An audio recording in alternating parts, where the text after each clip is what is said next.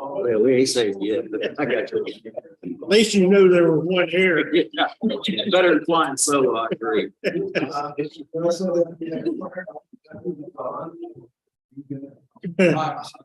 I'll leave you guys 10 on you just manage to mess it up. I tell you.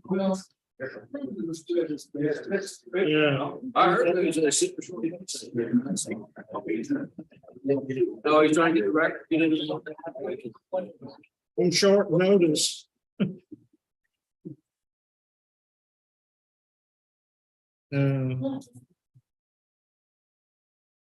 Oh, we got just a few ticks of the second hand. We can't start till the stated time of 8:30, so we're going to kind of sit here awkwardly for just a few moments. Forgive us. Being a cheap old German, I really don't worry about that clock too much. One my wife bought me, I carry on my wrist, and that's pretty close.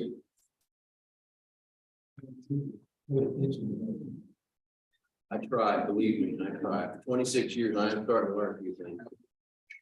Well, mine's been gone for 2 weeks. How'd you It's pull been that? nice. What's your secret?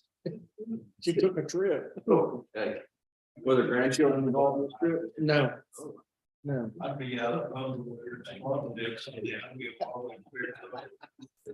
Tom said he'd go Fairway in the week one.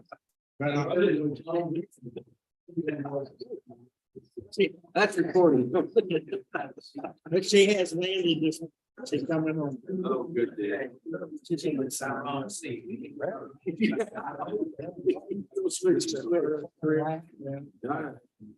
All right, ladies and gentlemen, at this time, we'll call this regular meeting of the Hill County Commissioners Court to order this Tuesday, the 24th day of January, 2023. Notice is hereby given that this regular meeting of the Hill County Commissioners Court be held in Hill County Courtroom, Hillsborough, Texas. Let the record reflect it is 8:30 a.m. This meeting is open both to the public, either in person or through the online link. Mr. Paul, did anybody make a notice there's a big deal online by 8 o'clock this morning? We have none. Okay. So at this time, if we would, Brother Kennedy, could you lead us the invocation, please? blessed and honored to ask the Lord to go before us and everything. I do have an idea, please. Yes, sir. Should we pray more diligently for things like rain, or should we have the Hill County Fair more often? Stop so way. I'll ponder that one. Father, we thank you for this day that you've made. We thank you for the provision of rain, your provision in all things, Lord. You're such a mighty God, and we thank you. Father, we pray this morning to invoke your blessing here over this Hill County Commissioners Court, Lord. Give this court and its officers the wisdom and discernment they need to carry out the business of the people. We thank you for each and every one of their service, all the moving parts that help this court to be successful here in Hill County. Father, we thank you for our nation. We pray for its leaders, our representative government. Lord, where it's needed, we ask you to change hearts and go before us. Father, we thank you for our military and those first responders who keep us safe. We thank you for all of them. We ask your blessing on their lives. Lord, we have so much to be grateful for. Let us never forget that we live in a free country where even praying like this is still one of the most precious freedoms that we hold dear. We love you and we thank you for this day in Jesus' name. Amen. Amen. Pastor Kennedy, thank you. If you'll all follow me with pledge the American Texas flag. I pledge allegiance to the flag of the United States of America, and to the republic for which it stands, one nation under God, indivisible, liberty and justice for all. I Texas flag. I pledge allegiance to the Texas flag. Ladies and gentlemen, I thank you all for being with us this morning. We've got a nice little crowd. I hope the weather didn't keep anybody out. And this is the nice weather for the day, by the way. We'll get to that later. Commissioner Lake, what's going on in Hill County Precinct 4 this morning? I've heard stories about this. So I told the guys to get out and make the roads and see where people have maybe collected some of our signs. Because you really can't do a whole lot when the weather is today. So we're looking for I hate to say stolen signs. Signs that were taken from Disappeared. That's something that we going about. We need to put in our subdivision rules. We're doing the update right now on the 2019 subdivision rules. And certain sign names that we probably ought to put in there that we can reject. Anything with tobacco or whiskey in it, we'd have almost an impossibility of keeping on the side of the highway. So roads. that's another one. That's a good one. Yeah. What's happening in precinct 3 today, Commissioner? Well, we're getting rain too, so we're changing oil and servicing trucks today. We've been for the last 2 weeks, we've been working with TxDOT catching millings off 171, so it gives us an opportunity to kind of get some stuff taken care of. Get some things done. Good deal. Commissioner Crumpton, what's going on in precinct 2? We've been working on 2215 with the millings that TxDOT had donated us 4,000 or 5,000 yards to, with like one more day. Finishing up that 3 mile road. Oh, wow. And he called me this morning and he said, how would you like finishing? I said, "I'd like one more day." He said, "Well, you cut it off." I said, "Well, can I make another request?" And he said, "Well, he needs to remeasure the file and see how much they got left and see who else is gonna want city or ordinances are gonna want any of it." Other than that, it's Fair County weather, It is most definitely that. stock show weather. But today we're maintenance in the morning, changing oil, greasing and try to get things when the sun shines. Good deal. Well, ladies and gentlemen out there with us today, I'm going to introduce a new face to the table with us. This is our new Commissioner Precinct 1, Mr. James Holcomb, goes by Jim. If you see Commissioner Holcomb out and about, he'll be with us for the next 2 years. He'll fill the unexpired term that Mr. Montgomery started. And hopefully we're again in a couple of years too. But so far, so good. How's things going in Precinct 1? Well, it's just like trying to catch a moving train, but Yeah, getting up to speed and we, like everybody else, we've done a deal with TxDOT for some millings and working on a way to get that moved right now, looking for a loader. Want to talk to Martin about a little inner precinct deal, maybe get some of those moved anyway. And today, with the rain, we're going through equipment inventory and trying to get my hands around what we've got, what we need, and really kind of lining out the emergency tank for the fire, emergency services there with the tanks and get our pads poured. Reached out to Linus, who did the concrete work. They did the first pad. And then there's 2 more pieces of that bid that I'm waiting on a response for them. And as soon as we get that back in, then we'll pour the pad outside for the wash rack and then inside the room there in the building. great. That'd be wonderful. That'd be wonderful. Well, Sheriff, what you got going on today? Does we have 81 of the Hillsborough, it's free landfill day. They're leaving a lot of trash out there, not securing their loads. And I had a report of a motorcyclist getting hit by a piece of a pallet in a car flung up. So we're going to start our environmental deputies to start patrolling that area. Okay. And we're taking the notes because it's so extreme where we're taking a no tolerance stand on it. So if they lose part of their load, they will be signed. Okay, well, thanks for that notice. You If got, y'all would let us know in the areas where you're having signs missing, just shoot me a text, let me know the general areas, we'll try to keep them on this weekend. thank you, Sheriff. You got somebody with you that's been with you, but got a new position maybe today? I'm sorry. Behind you, Miss Stoll, what's she doing nowadays? Oh, I'm sorry. Yeah, she's our new jail administrator. April stepped up and she's filling a lot of roles right now. But she stepped up as our jail administrator and we're seeing a lot of really good changes in that area. Some changes that we've been working on or want to see for a while. I'm starting to see those, so I want to thank Ms. Stoll for doing that. She's done a really good job. A lot of attention to detail and it's what we need. Hey, this is a permanent position now. You've got this job for better or worse. This ain't temporary, right? Okay, good deal. Better luck than the last 2. Boy, that's loud, wasn't it? All right, cool. Thank you for that. Tom, what's going on emergency management today? Good today, we're gonna watch the weather because the forecasts changed multiple times in the last couple of days. Yes, sir. I think we have a good chance, wintry mix this afternoon, evening, late night. They're still saying of temperature, we're not expecting any accumulation, but we never know. I think, you take about, told you there was some stuff priming the roads. I think that's open our company gate after a horse. Yes, sir. But, but just take it one step at a time. Other than that, it's just, there's a lot of moving parts, a lot of things going on right now. We're trying to finish up on several of the projects so we can start anew. There you go. There you go. Mr. Chris Jackson, the radio administrator, what's happening with the radio system? We actually had Dan Wells here today. We're back at the sheriff's office. Well, sounds good. Philip, what's going on with IT? As we've been assisting the new Commissioner Holcomb, we can set up this computer, I received some phones, some IP phones to expand our phone system there. It's gonna take care of Judge Tom, maybe one, Commissioner Holcomb, various offices, assisted county clerk the last couple of weeks trying to get their time abstract where we could send them over the internet securely. Instead of those folks having to physically come over. So, it's been very good things. Oh, good deal. Appreciate that. Any other elected or appointed officials got anything they'd like to share with us this morning? Judge, Commissioner Johnson? No, no. Going once, going twice. All right. I'm guessing you're not here for the burn ban. I think we can hold off on the burn ban. I'm glad to hear ESD one's opinions. We can hold off on the burn ban. Fires that were not necessary, but we did have a rash of them. And I'm just praying that this rain continues like it's supposed to. Amen. It's county fair. You'll get a good. Next week, they've got us scheduled for the whole week of just about rain. Mm-hmm. We need it.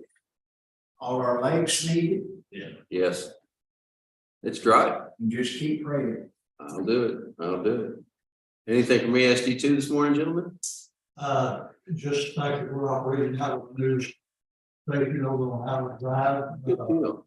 Here at Lake Ambulance Station there now, we also have our administrative office. If we're not in the John Earl Annex. Lucky you. We hope to be in the same position shortly. All right, we'll move along at this time. This is our opportunity for open forum. If you're here to address the court and there's something about something that's not on our agenda, this is your opportunity to do so. If you would, please limit your comments to about 3 to 5 minutes in duration. And as we respect you, please show respect to the court. Any takers this morning for open forum? Going once, going twice, gonna move along. All right, at this time, we have our consent agenda as our first item. We have the minutes, invoices, payroll, and monthly report on revenue and disbursement.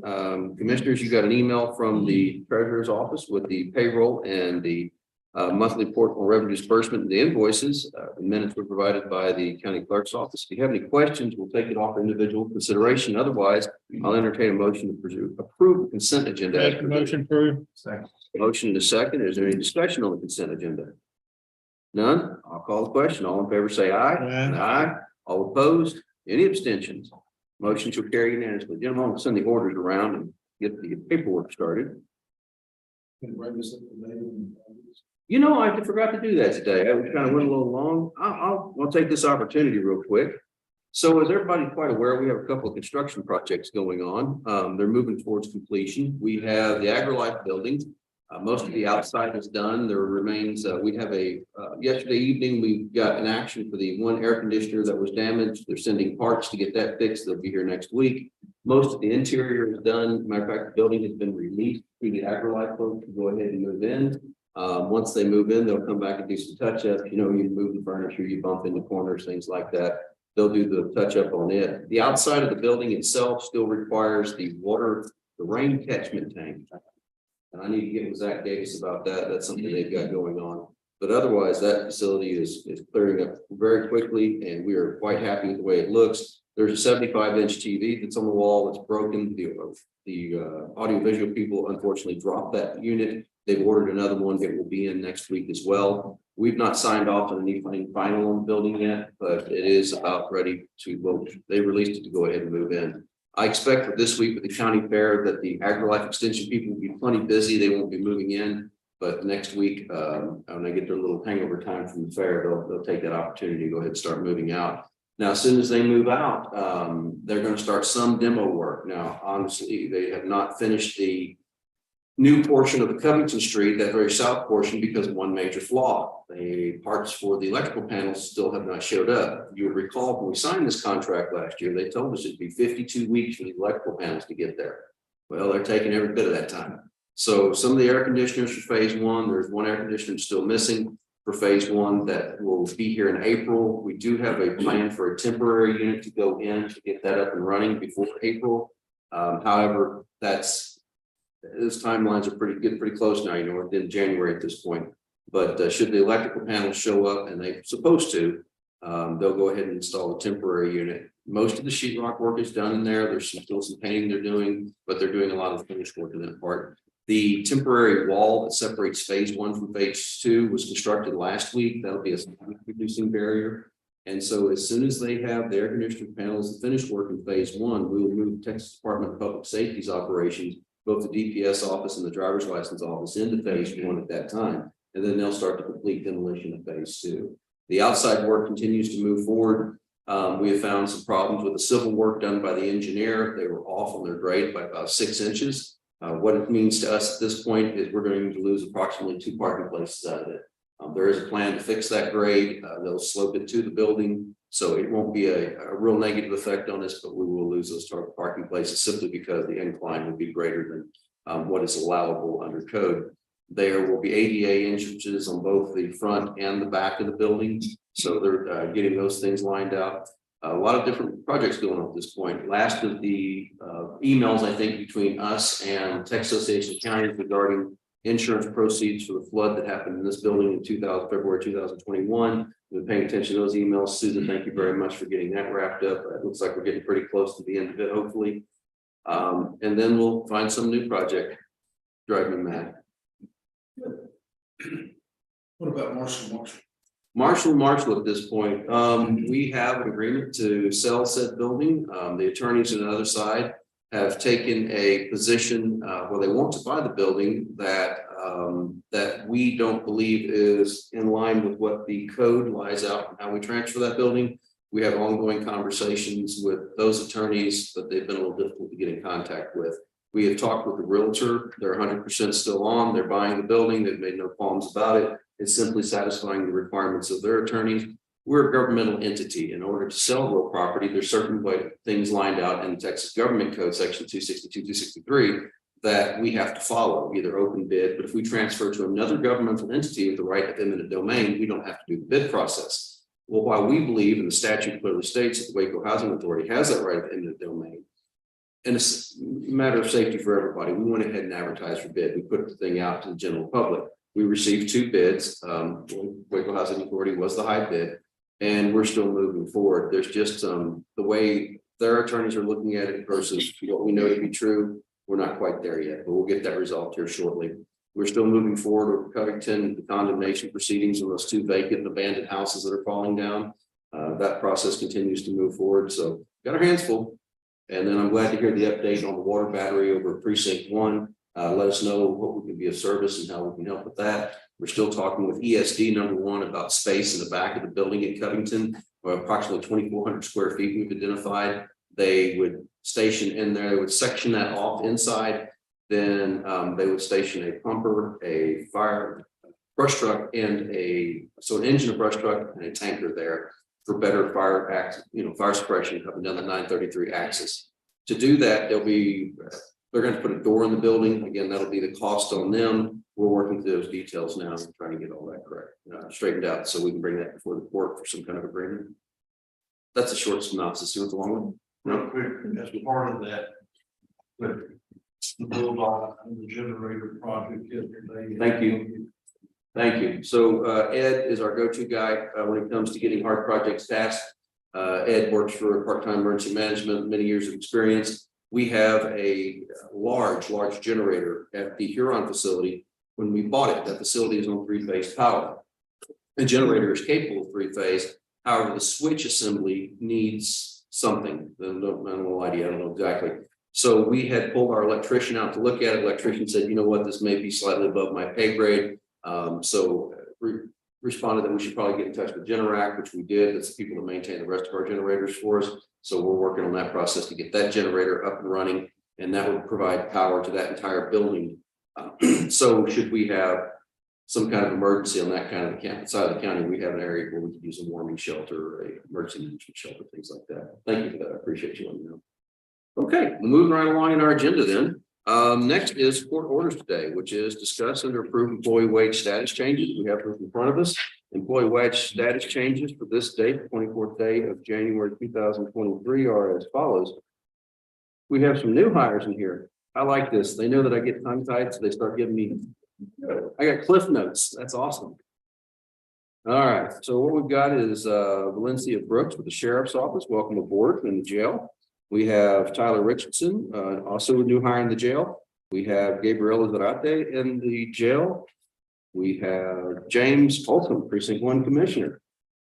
And then we have some folks that are going on to greener pastures. Mr. Andrew Montgomery, Precinct 1 Commissioner, wish him the best. We have some wage status changes on this. Miss April Stoll has taken a new position. And so they're requesting a 3% pay increase on that. Then we have Mr. Christian Tillman, who is with the Sheriff's Office. He just came aboard, didn't he? This week? Okay, yeah. Yeah, I got you. Welcome aboard. Mr. Ty West is transferred from Transport Deputy, Patrol Deputy number 1, because he's got his field training completed. Congratulations to him. Kathy Casterison is promoted to jail corporal. We have Harley Finley, which is transferred from jail to patrol deputy, so went the other way. And then Shannon Garcia is 3% raise for combining current job with admin assistant, also adding supervisory role for employees. So those are the status and wage changes for this day. Make a motion, approve the Motion and a second to approve. Any commentary, discussions, questions, or otherwise comment? I'll call the question. All in favor, say aye. Yeah, Aye. All opposed? Any abstentions? Motion shall carry. There you go, Commissioner.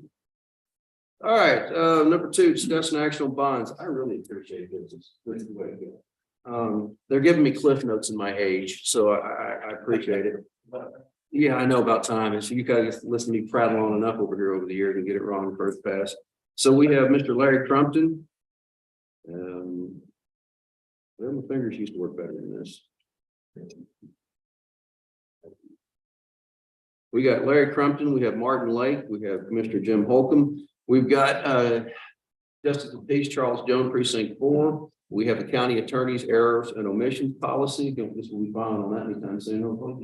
Good deal. Mrs. Ida Alcala's notary bond, Constable Larry Armstrong, and Miss Angela Buck. So those are the bonds that are before us today. Make a motion. second. Motion is second to approve said bonds. Any questions? Deliberation?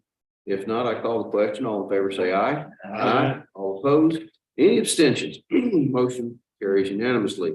Number 3 is discuss and approve the monthly bank balance report for December of 2022.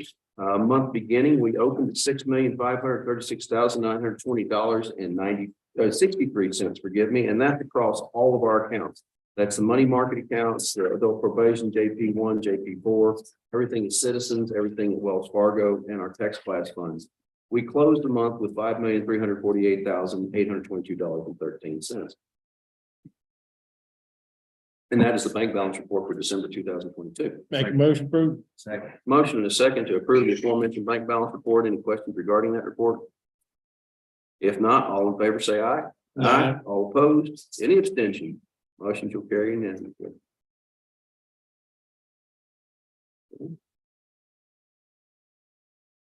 Sir. Number 4, discuss and approve for Rachel Parker, Hill County Treasurer, obtaining a Hill County cell phone from AT&T. We didn't originally budget for this, but there's been a request. Ms. Parker, you want to give us a lowdown? My husband is usually share with the role on those days. Currently, well, you don't have it today, he does. So in HR, there are some speaking situations sometimes where text messages are coming through that a 12-year-old probably doesn't need to be privy to, and you'll probably get a response with a Pokemon emoji or something. So I'm asking to expense the cell phone for the rest of this fiscal year and then budget correctly for it next year. Also, the record retention of those text messages or phone calls has to be preserved. And the 12-year-old deleting them, I'm not preserving them correctly. So I want to just, make sure that issue is not an option. I'd like to not use my personal cell phone for said work purposes. Commissioners, your thoughts? Okay. We have a motion, and there's a second to approve a cell phone for Rachel Parker, Hill County Treasurer and HR Director. You're going to obtain that from the master plan from AT&T that the county's under. Yes. Okay, so there's no need for a contract. Good to hear. Also no charge for the phone itself. It's just $41 and some change. Wonderful. Okay, good deal. That sounds good. All right. Any further discussion on this topic? If not, all in favor say aye. Aye. All opposed? Any abstentions? Motion carries. Number 5, observe and record certificate of course completion of the Texas Public Information Act for Hill County Treasurer. Now, I don't know if anybody has sat through that 2 hour bad cello music recently, but I do think that from time to time, it's good to rehash those courses. I was talking with Commissioner Holcomb about that this morning. I know he's got them to take them still, so working on. Even if you've been here for a while, I know myself, 16 years sitting in this chair, from time to time, it doesn't hurt my feelings to go back and look at that again. There just seems to be more and more Public Information Act requests nowadays. Best course of action is you can get one, obviously inform the county attorney. We want to be transparent, play with our cards face up, as you will, but there's certain information we're not allowed to give out, and we don't want to put ourselves in a situation. So, Ms. Rachel, thank you for doing that. And I'll make a motion to observe and record. And is there a second? We have a second. Any further discussion? If not, all in favor say aye. Aye. All opposed? Motion I carries. was telling Jim that there's a conference in Bryan College, 22nd of February, that he can go ahead and get one under his belt, and get it out of the way. Good idea. So don't take this as general criticism, but it is. See this? This is IT director. This is his court briefing. When I'm sitting up here, I love to have court briefings. It looks like I know what's actually going on when you tell me ahead of time. So I've not been the greatest about enforcing this rule. I'm going to start enforcing it better. To put things in the court, we'll need a slight briefing, the rationale behind it. Right now, if you want to know what we did in this court, you've got to listen to this tape recording and look at the court's minutes. The court briefings help the clerk and those looking at these at a later date to better understand the rationale behind the court's decision. And then along with the briefing, there's also the court order, which is the official document that we operate from.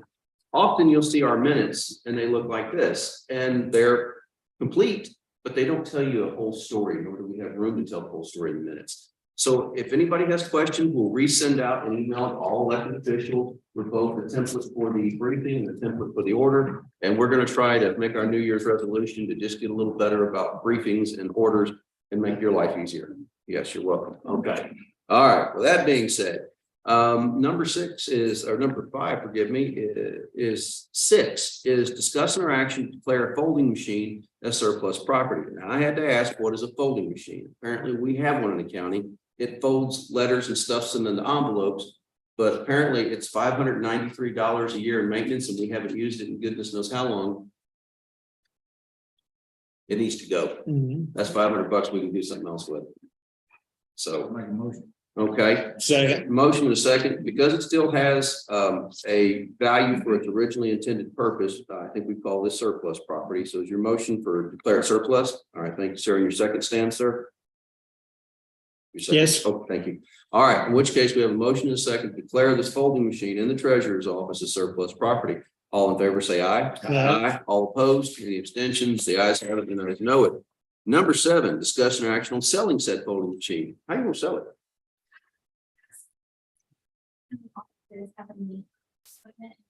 Purchase it for a fair price. What's a fair price? I've done business with Crumpton. What's a fair price?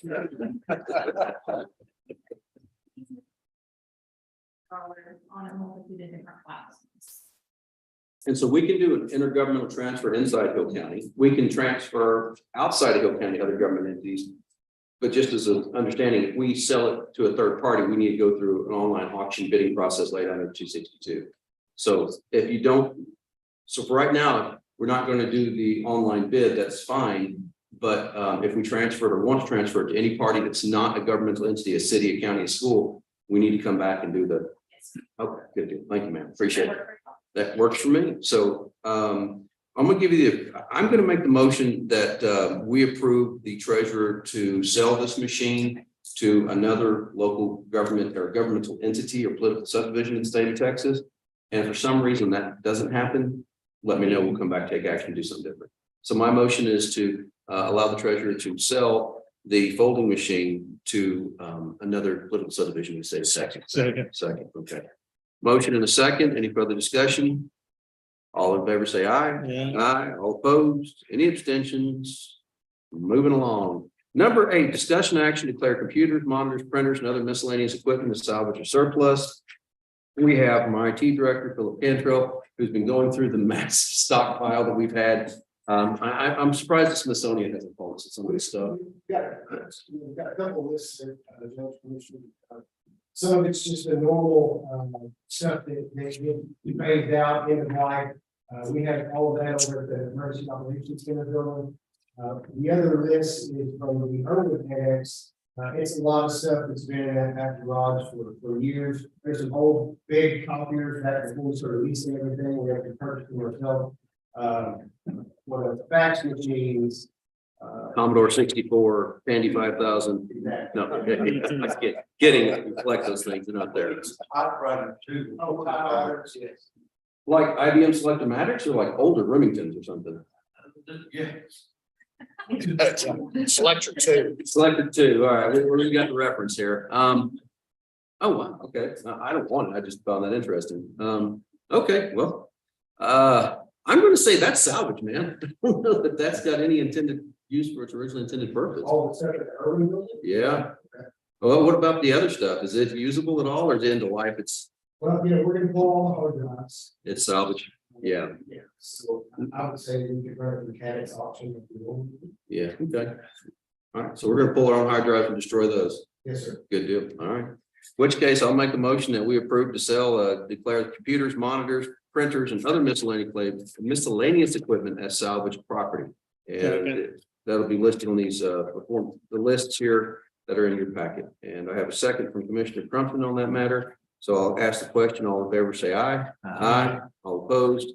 Any abstentions? Motion shall carry. And that leaves us number 9, which is discussion and action on selling these salvage computer monitors, printers, and other miscellaneous equipment. You requested that we use online auction. Mr. Cadix, is that correct? Yes. Okay, well, I'll make a motion that we utilize Cadix auctioneering services and their online auction to dispose of this stuff. Second. All right, motion is second. Further questions? Hearing none, all in favor say aye. No. Aye. All opposed, any abstentions? And the motion shall carry unanimously. This is the 24th day of 2023. Number 10, presentation regarding jail medical service. Ms. Cook, what we got? Well, we have got Mr. Plano from Southern Hill and Mr. Schultz, both from Advanced Healthcare here. And then we've got Knight Pharmaceutical System being virtual presentation today. Okay, who you want to start with? I guess, Mr. Plano. All right. Tim, come on up. What you got? Morning, everybody. My name is Tim Quintana. I'm regional sales manager for Southern Health Partners. Stephanie Self is our vice president of nursing for a company from the state of Texas and several other states. And she will handle the medical questions and concerns. I've got a little brief PowerPoint that is not, we're not going to do the PowerPoint, but I made copies of it. So Appreciate that. for y'all's review. And it's kind of a situation where, I certainly respect the county's right to go out to bid and keep, good eye on the taxpayer dollar. I mean, that's our ultimate job. Our bid will reflect the most cost-effective utilization of the taxpayer dollar that the county can review. We are currently in the jail. We currently do the medical service for Hill County, and we've been here proudly for 13 years. We now have 34 other counties in the state of Texas that we do business with. Hill County was our flag station many years ago. That's one of the few counties that I can't get credit for selling originally. So hopefully, I can get a little credit today if it works out our way. But we have a strong commitment and passion for Hill County, and our price reflection is there. Our staffing metrics based on Ms. Cook's RFP, we submitted it, and we have the option of submitting that as consideration for the commissioners. And we also have the flexibility to continue to do what we're doing now in the jail, which is a different kind of hourly rate, hourly circumstance. So the options are wide open with us. If we are fortunate enough to retain the contract, obviously the transition would be extremely seamless because we're already in the jail. Why do we want you to keep Southern Health Partners? We've got all the established connections throughout the state that any company could have, and then some. I personally am a past president of the Texas Jail Association, and my relationships in the state to include the Texas Commission on Jail Standards, are extremely strong. As you well know, jail standards can certify or decertify your jail. I also have a great working relationship with Sheriff and have known him for a long time. I have held off talking to April because of the bid process. I didn't want to, compromise that, so I've held off on that perspective. But as soon as we can get through this, if we're fortunate enough to retain the contract, I plan to meet her and start a relationship with her from a business perspective that we have great lines of communication. The Hill County Jail, we've seen transition go through there. We have ridden the ride, the storm, the good, the bad, and the ugly with Hill County since we've been here for 13 years. And basically, you can go through that proposal and look at all the different things, but it's about relationships. And that's what's important to us. I live in Grayson County, Texas, up on the Red River. Stephanie lives in Maybank, Texas.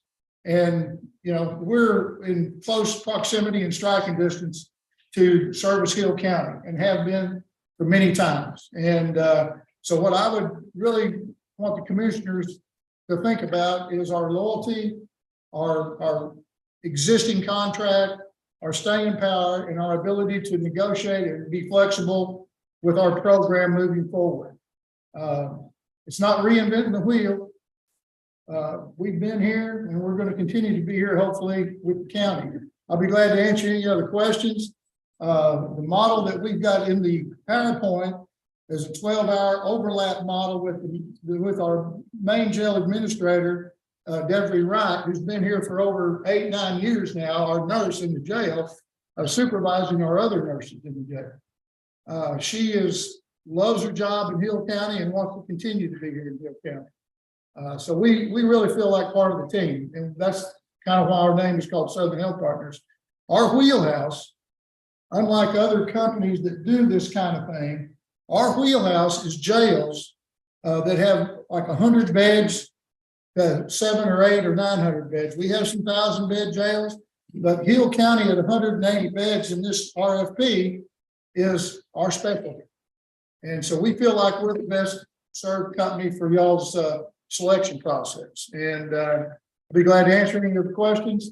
Stephanie may have some medical information or questions that you can answer if you have any questions like that. But we have a strong commitment to Hill County and want to continue to do that, sir. I guess my biggest question on this is records and accessibility to records and how things work. I know that we've not had any success in integrating records with the Odyssey program, but Odyssey doesn't play well with others, is what we're finding. So when we move forward, obviously it's incumbent upon us to have access to inmate medical records, especially for jail standards. If somebody files a grievance, complaint, lawsuit, whatever, we've got to be able to answer that. What fashion do we keep those records and accessibility to us at this point? Well, the EMR is live, but as you stated, the Odyssey and the EMR are not integrating. Yeah, they don't GHA too well. Yeah. So that the way we're kind of going around that until that issue is resolved is we scan in the intakes that we receive from officers. So in regards to jail standards, we are compliant in that fashion. And we do have access to the medical records up until, that point.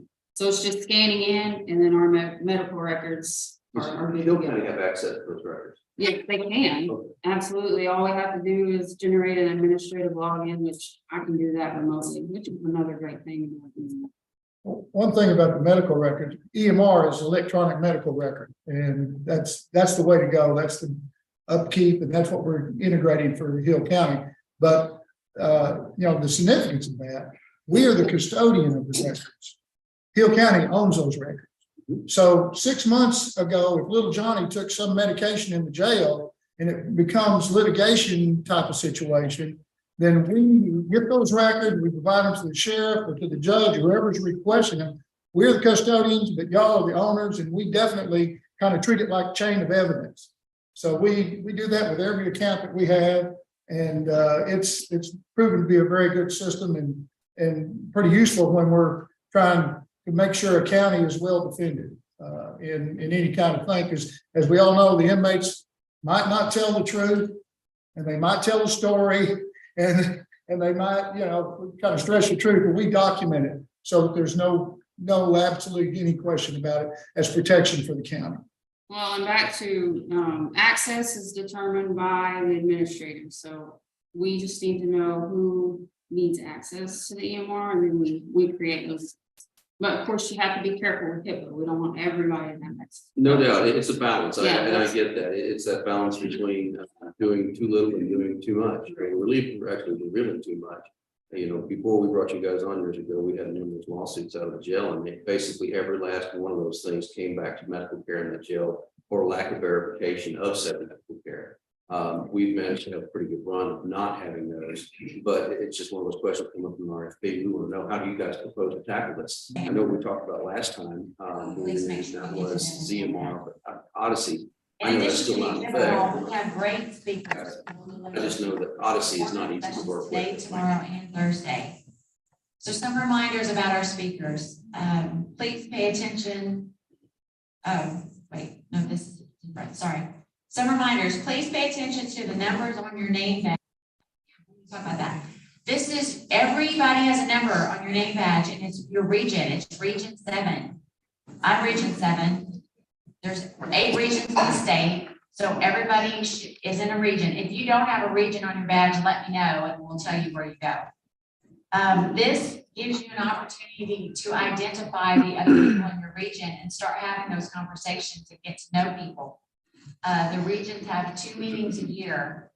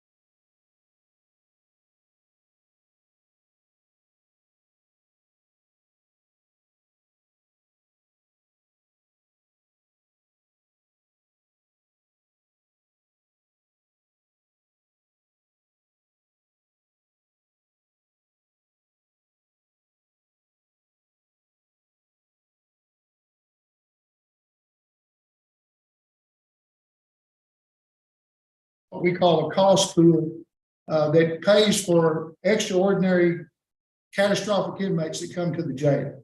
So if you have an inmate that has a problem in the jail, he has to have surgery or whatever the case may be, to prevent the sheriff from having to come back midterm and ask for more money from the court, we put that kind of like a savings account in there. And then at the end of the fiscal year for this year, any amount of that money that is not spent, Southern Health Partners brings back 100% refund to the court. And we make a presentation to the Commissioner's Court. That's where the money comes from. So we monitor that money. We can negotiate bill payments in a quick hurry because we're a private entity, not a county government. We negotiate in good faith on behalf of the county. So that gives us an amount of money to spend there if we need to, medically acceptable, and to get the care you need and to save, again, taxpayer dollars. And then at the end of the fiscal year, like I said, if that 50,000 is not totally expended, like say you only spent 35,000 of it over the calendar year, we bring back a check for 15,000, which we've done in the past. Long time ago, yeah. Yes, sir, we have. Now, given the cost of medical now and the medical acuity of inmates and the different things post-COVID and all that kind of stuff, medical costs, as we all know, in county government and the free world, our personal insurance has gone through the roof. We try to manage that cost at every possible corner. And that's why we feel like the price package that we put together for the county is cost effective. And the program that we've submitted for y'all's consideration is another option that we feel like the county can save money, be fiscally responsible for taxpayers, and to continue to have a program that is second to none, that will guarantee you get jail commission approval every time. Our medical staff has done a great job in every inspection. I know a lot of the inspectors by name and have worked with them over the course of my career. And we always seem to get good marks in Hill County, and we kind of lead the way in that feature. And that minimizes liability for the county long term. But so that's what the $50,000 is. The $25,000 is the prescription cap. Because of what I just said about the cost of medication, $25,000 is included in the fee. If it goes over that amount, then we would have to bill the county back. But our nursing staff puts that amount of money in there, and that's what causes that's what covers the prescriptions. If we go over that amount. So the base fee is down there at $429,144. And that's what the contract we're proposing would cost, and $35,000 is the monthly fee based on dividing 429 by 12. Ms. Parker, you had a question in the back at treasurer? No, I'm reimbursed at the fee schedule, and then are you all doing this for the prescription of Medicare? My understanding is we're doing Medicare and indigent. Yes, ma'am. Yes, ma'am. We try to do as many indigent inmates as we possibly can, because that, again, taxpayer dollars, save the money for the county, save the money for the county. That's a recurrent term that you'll hear me. I grew up in Texas. That's what Texas people like to do. They like to save money. And that's what we do. You showed me a monthly report recently on our average monthly spend on pharmacy. Do you kind of remember what that number was? Do you recall what it was off your head? Not, I can tell you for the past year, for 22 January through December, between the overcost projection and the pharmacy, we spent $38,000 over our actual contracted price. Okay, so 25,000 plus an additional 38 that we have to take in. Okay. So do they have to report? Well, we basically have to pay that back, correct? So that additional 38,000 that we went over, this 25,000 cap, the cap is for them, the cap is not for us. That's, they pay up to 25,000 in pharmacies, and anything after that, we're on the hook for. And I guess that's one of the reasons that we, looking at going out, because the amount of money that we're paying over the contracted rate, again, it's in the contract, we have to do so, but just looking around to see what other options are. So these two items, 50 and 25, can be a little more figure. Yeah, they can be, no doubt, because the cost pool limitation is, if they have an inmate with some horrific disease or cancer or something like that, and they wind up because they're at a felony crime and they're not being paroled, they get stuck in the hospital in Waco for 2 weeks, and we got to pay for that whole thing out of pocket. It's very quick to eat up that 50,000. And I said, we've gone through that. I don't recall the last year that we got a refund. It seems like bad luck just keeps striking us time and time again when it comes to that. But I know that we've been over the cost pool limit for the last 5 years, and we've been over the pharmacy cap the last 5 years. Again, that's a function of who we have in the jail. It's a function of people who are sicker, I guess, they're getting sicker inmates in there, but more importantly, it's a function of cost. Things are getting freaking expensive. And I did a jail tour a few years ago, and the nurse said that I asked what was the most expensive monthly fee we have. I guess you call it resident. Yes, sir. And she said $5,800 is the cost of one resident per month. We said that. $5,800 a month. Easily, and that's what we're finding, people that aren't taking medications in the outside world, they get in our jail long term, that's healthcare they've had in their lives. Probably they haven't lived with this, so they probably have more than And they come in as train wrecks, unfortunately, and these two line items are really, really hard to gauge. Oh, You know, yeah. as they say, we're one heart attack away in a care plot from completely diminishing, and that's out of our control, and it's out of, the county's control. And the medication piece, just to give an example, HIV medications, that's $3,000 to $5,000 a month Yep. easily. I know we had an injection in there that was ordered by a psychiatric hospital. By law, we have to continue those because it's a competency and we can't risk them going incompetent for their trial. So we have to continue that, and those range from $6,000 to $12,000 a month. So it's, it's kind of a sticky situation. They have to be in jail. We have to treat them. And unfortunately, there's high process. Yeah, that's the largest thing, for us is that the amount of pharmacies, we see getting sicker and sicker people, the drugs get more expensive, we spend more and more. We understand that at some point, we're gonna be forced to start looking at a competency restoration inside the facility itself, so in custody competency restoration. Those drugs, antipsychotics, spasmodic, they're expensive, that's flat out, they're just expensive. So we're gonna continue to pour money in this, we're just trying to find a way, how do we manage that, how do we keep an eye on what's actually going on? How do we inventory that? Yeah, you got somebody asking a question. Susan, your thing's going. Question on the declaring the inmate is indigent for medical purposes. Do y'all help the nurse with that, or what is the process, or are we following that? That's with April and her area. I mean, as far as we work with indigent, and our billing department works with the indigent billing as far as that goes. It's different for every county and how we manage that piece, but typically our billing department, Bayland, whenever we get a bill, we submit it online. Then our corporate office can see that bill, and then they bill. April off of the bill, correct? You could probably explain that. We've been asking for a long time and they don't come to us. That's part of our question about records and question about pharmacy. We're just trying to get those things out to us. Yeah, I'm a nurse operationally. I try to stay out of the billing aspect because of it's a conflict of interest. It's a nightmare. To a certain extent, so, One thing that we always try to do is continuity of care. And, the inmate comes to jail. They present whatever they present, there's those classified inmates, I like to call them catastrophic inmate. The guy gets in the shootout with the highway patrol. The highway patrol shoots him, he doesn't kill him. He's got a colostomy bag, has to have 5 surgery, and because he killed his girlfriend, he can't get out of jail for forever and a day. That's a catastrophic inmate. And when those people come to jail, they're going to be the county until they get adjudicated and sent to TDC if they live that long. But that one in particular inmate happens every year somewhere across the state of Texas, and many times, multiple times. That kind of refers back to what the judge was saying.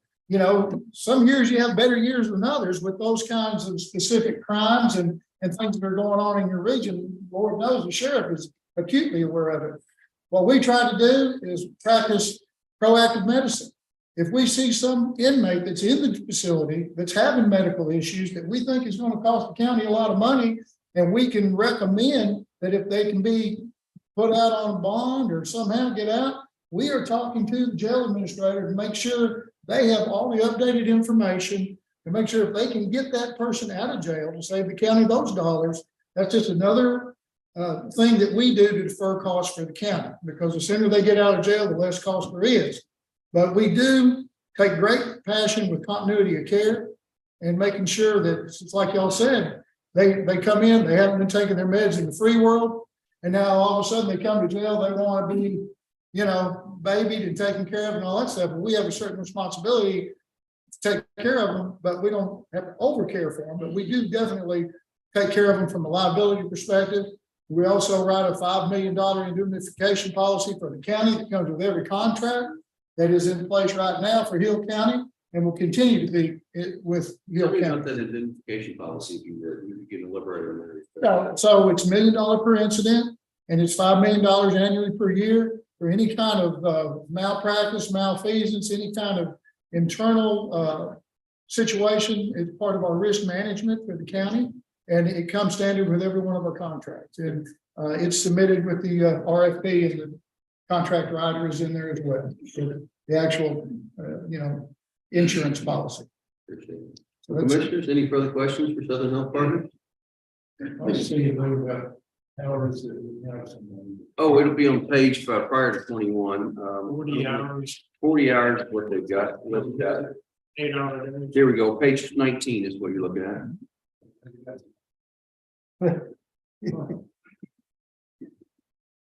Yeah, on page 19 is staffing matrix.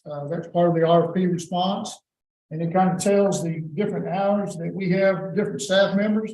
I'll let Stephanie speak to the different staff members and their jobs and their hours of what they do. So if you just point to the staffing matrix. So it can be confusing, but basically at the top, you have a medical director or mid-level provider, which is a nurse practitioner or PA that comes in 2 hours a week to run their clinic, to see those patients that we've triaged or referred to them for that higher level.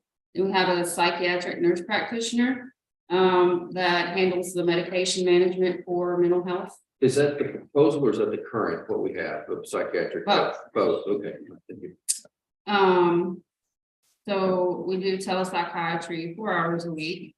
And she collaborates with our nurse supervisor on those patients that are triaged or deteriorating. We see a lot of that with the mental health patients. The hospitals are full. We can't get them in. They're not competent. So that's where the nurse practitioner, the psychiatric piece comes in. Then we have a medical team administrator. That's I would compare to the jail administrator of your jail. Our medical team administrator is the supervisor over the medical department of Hill County. She is there 8 hours a week, Monday through Friday. And then we have an additional nurses on site 7 days a week for 12 hours. Yes, sir. The LVNs, yes, the LVNs 12-hour shift, the medical team administrator, they're showing 8-hour shift Monday through Friday, but they rotate every other day with the LVN, looks like. And this is based on our expertise, on our experience, and based on like size facilities and what works for them. Commissioners, any further questions of the health department? Ms. Cook, any further questions? Sheriff, jail administrator, chief deputy, any further questions? Okay. Guys, thank you very much for the presentation. While we do have an action item on the agenda today, I want to be very clear. I don't anticipate taking action. I need to confer with the jail administrator, with the sheriff. Obviously, it's their jail, not ours. We have the final authority, but they need to be very closely linked into this conversation. So what we hear today in these presentations, we're going to go back, speak with our jail team, and then we'll come back at the next commissioner's court to take action. I just want to clarify that up front. Thank you both for wonderful presentation. I appreciate it. Ms. Cook? Yes. This is Zach Davis' spot. I told him to take it out because it was sitting down so I could get in. I'm sorry, I could have told you that. Yeah, that's what county judge does, chief maintenance guy too. So they had questions like, where's the key to the skid steer? I happen to know where that's at the moment. Who's next? Mr. Schultz, come on up. You have the time.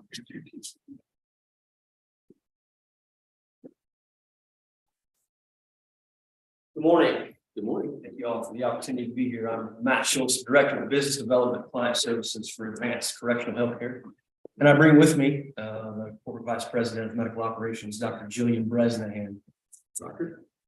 We did not bring copies, but I'm happy to make copies if that is needed.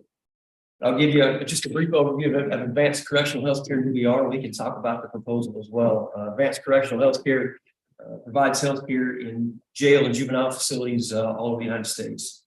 We currently provide services in 51 counties 51 states rather, 350 sites across the United States, predominantly jail facilities and juvenile facilities. We were founded in 2002 by Dr. Norman and Mrs. Johnson, and who are still involved today in the company, some 20 years later, almost 21 years later. Our president and CEO, Jessica Young, is their granddaughter who oversees the operations of the company. And we would just.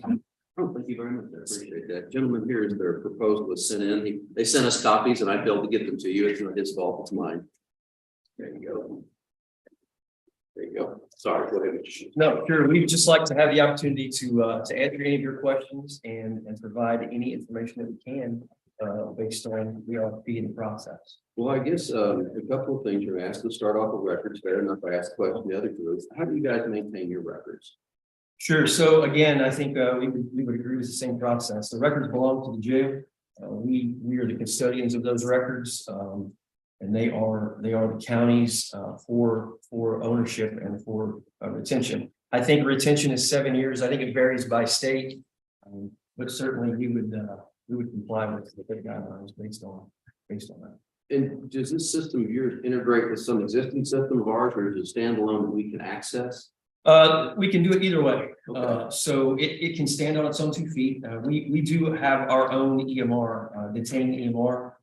We don't outsource that to another company. We provide that, built it in-house and provide that internally. So that EMR system can stand on its own 2 feet. It's a little more laborious process. The nursing staff has to enter each inmate or each patient manually into that system if it's not integrated with the JMS. We do integrate with JMSs across the United States in many of our facilities. Tyler is one of those that we do integrate with in a couple other places. As for hours, the RFP requested hours. What is your response to our request? Is that a reasonable request? Are we low, are we high? In your opinion, we heard the opinion of the other company. What's you guys' opinion on that? I think a lot of things come into play when you look at staffing a jail. The acuity of the inmate population, if there are contracts to house other U.S. Marshal prisoners or other counties prisoners. We built a couple of options just based on what we see in other jail facilities across the United States. 180 beds of only local inmates seems to be manageable with about 84 hours a week of nursing staff, we would say. Okay. And so that is that break down like a nursing administrator and then LVNs or mental health. How do you guys see that? Well, I think as everybody can recognize, we are in what we call maybe a nursing crisis, right? Our desire is to have RNs on site, at least at some level to oversee the process. Certainly, LVN, LPN, depending on state licensure, is permissible. The big thing that we want to do is make sure that the nurses are working inside their scope of practice, making sure that they're not doing things that are outside their scope of practice. Anything to add? Yeah, so typically we would have a site manager and then we would disseminate those other field hours to the other nursing staff, whether that be RN or LPN. And then we have practitioner hours scheduled for weekly 2 hours on site. The way we have laid out our staffing plan, we have a practitioner who does head to toe care. So our practitioners are educated and trained in primary care, which includes mental health. So our staffing plan recommends our practitioners be the prescriber, and then a PLMP qualified mental health professional also be on staff to assist with evaluation of patients. A little bit of a different matrix, I think, than you currently have, but one that works very well. Okay, and then mental health professional. This is something I'm going to dive into as I did with the other folks because it's becoming more and more of a problem for us. By default, unfortunately, the state of Texas has not done their job, so our local jails become our biggest mental health facilities. And we have an issue where we have people getting these facilities that are just incompetent to stand trial, mentally incompetent to stand trial. I think last week when I talked to the sheriff, it was something like 430 some odd days to get a bed in Vernon, and then more than that in Ash. That's still about right. It's an insane amount of time. So as mental health becomes a bigger and bigger problem in our jail, we asked those guys, they're going to have 4 hours. How does your mental health program work? I'm not asking you to compare to the other folks. It's not fair. I'm just asking, how do you guys, your 4 hours a week, is that telehealth? Is that in person? What does that look like? So our desire is to always have boots on the ground. We find that face-to-face interaction is vital in an environment such as a jail. Our proposal puts 10 hours a week on-site mental health in the facility, boots on the ground, seeing these people face-to-face. Okay, 10 hours a week. then. Yes, sir. Okay, forgive me, Mr. Gordon. That being said, we are all also on call 24/7, 365. We understand that the jail's open 24/7, 365, but we're here to support that. So our mental health team, Freedom Behavioral Health is what that team is called. It's a pillar under ACH. They have our boots on the ground, but they also have the infrastructure to be able to do telemedicine if we have to. And then again, 24/7 support. Dr. Caldwell is the president of Freedom Behavioral Health. She and I partner on all things. So when we talk about our mental health patients, we partner together to make sure that they're not having a medical crisis and that they are in fact having a mental health issue. And then barring the jailbreak, we will do everything we can to make sure that patient gets what they need, jail gets the support they need, and that we're doing the right thing. I thought I saw hand go back. No, she's just wiping her brow. Sorry about that, Chris. Didn't have my glasses on, so it's a distance, sometimes you can't tell. Question from you, Ms. Doe. Mainly about the mental health, since we would have someone there 10 hours a week that would be able to recommend medication to the prescribing physician, you said. So within their scope of practice, the QMHPs do the evaluations on the patient and report that information to the practitioner. The practitioner then decides what's appropriate for that care. Now, the practitioner has a wealth of support behind them as well. So they have not only myself who's available 24/7, but we have external resources that they can do e-consults. So they could potentially consult with a psychiatrist at any time if they needed to. So we have these external resources that you could tap into them and get support within 4 hours without having to send this patient offsite for evaluation. That would theoretically give us the opportunity to essentially get them medicated and stable enough for a trial. Well, get them medically managed and then further evaluate to see if they are competent to stand trial. I think it's a whole process to get to that end result, but yes. Yeah. Great question. Commissioners, have you guys got any questions yet? Still reading. I know. Well, please, I don't mean to take over your presentation. That's okay. This is just all coming up just naturally. I just wanted to mention our team within ACH has a wealth of jail experience. So Matt didn't mention, but he has been a jail administrator in Missouri for 16 years. 20. Undershot that. That's all right. And so he comes to us with a wealth of knowledge of how jails function. Many of our PC team, our program consultants also come from similar jail backgrounds. My brother-in-law, Dave Tedrow, is another PC who comes in with 18 years lieutenant experience within the Anoka County Jail up in Minnesota. I started with the company as a site practitioner up in Wisconsin. So I started taking care of jails as just an extra part-time job. When I was working in the emergency room, picked up some jails. I loved what ACH did. ACH focuses on education and training of all of their med-ops staff. So when I came in and I went to this first training and it said, we're going to do the right thing. I've never heard that before in my professional career in healthcare, just do the right thing. Focused all the time on cost and time management and efficiency and making money and all these different things. And I just love the idea that we're going to take care of people and we're going to do the right thing for them. And so I actually emailed Jessica Young, the CEO, on my drive home and said, hey, I want to be your VP of medical operations. You don't know me, but I've got 6 or 7 of your jails up in northern Wisconsin. I'd love to be a part of this. And it all ended up working out in my favor, I think, to be a part of this leadership. But I can tell you just from every lane that I've worked in within this organization, the level of support that you have from the entire corporate office and downstream is spectacular. I think it's important to clarify as well, do the right thing sounds great in its sentence or in its audible. But the way that we do that is we continue to monitor these jails and the way that they function. We look at risk and liability versus case law.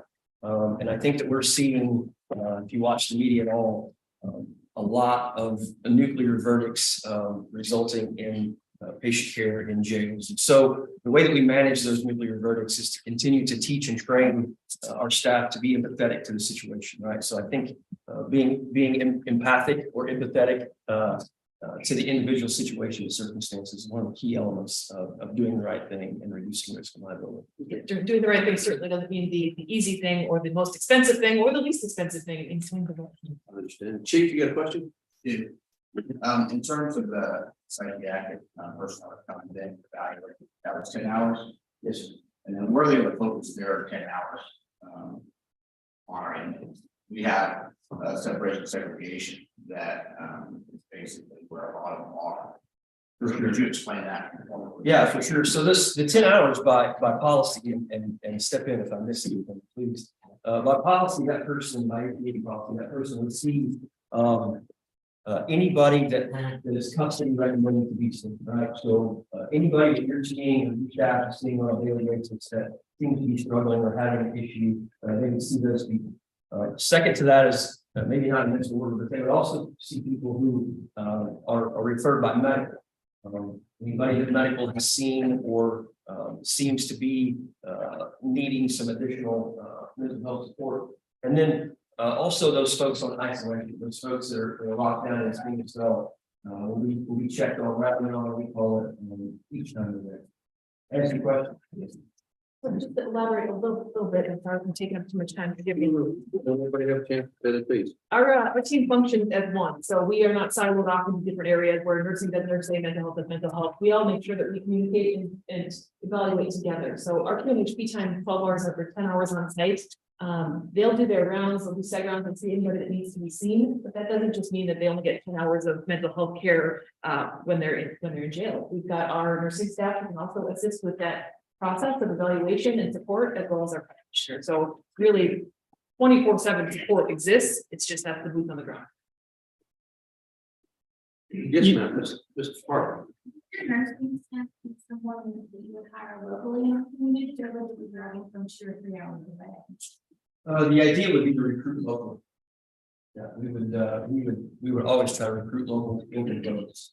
Yeah. We recruit local folks. We want to keep whoever you guys wanted to keep. We want to be good partners and work with you guys. 2 questions. Go ahead, Commissioner.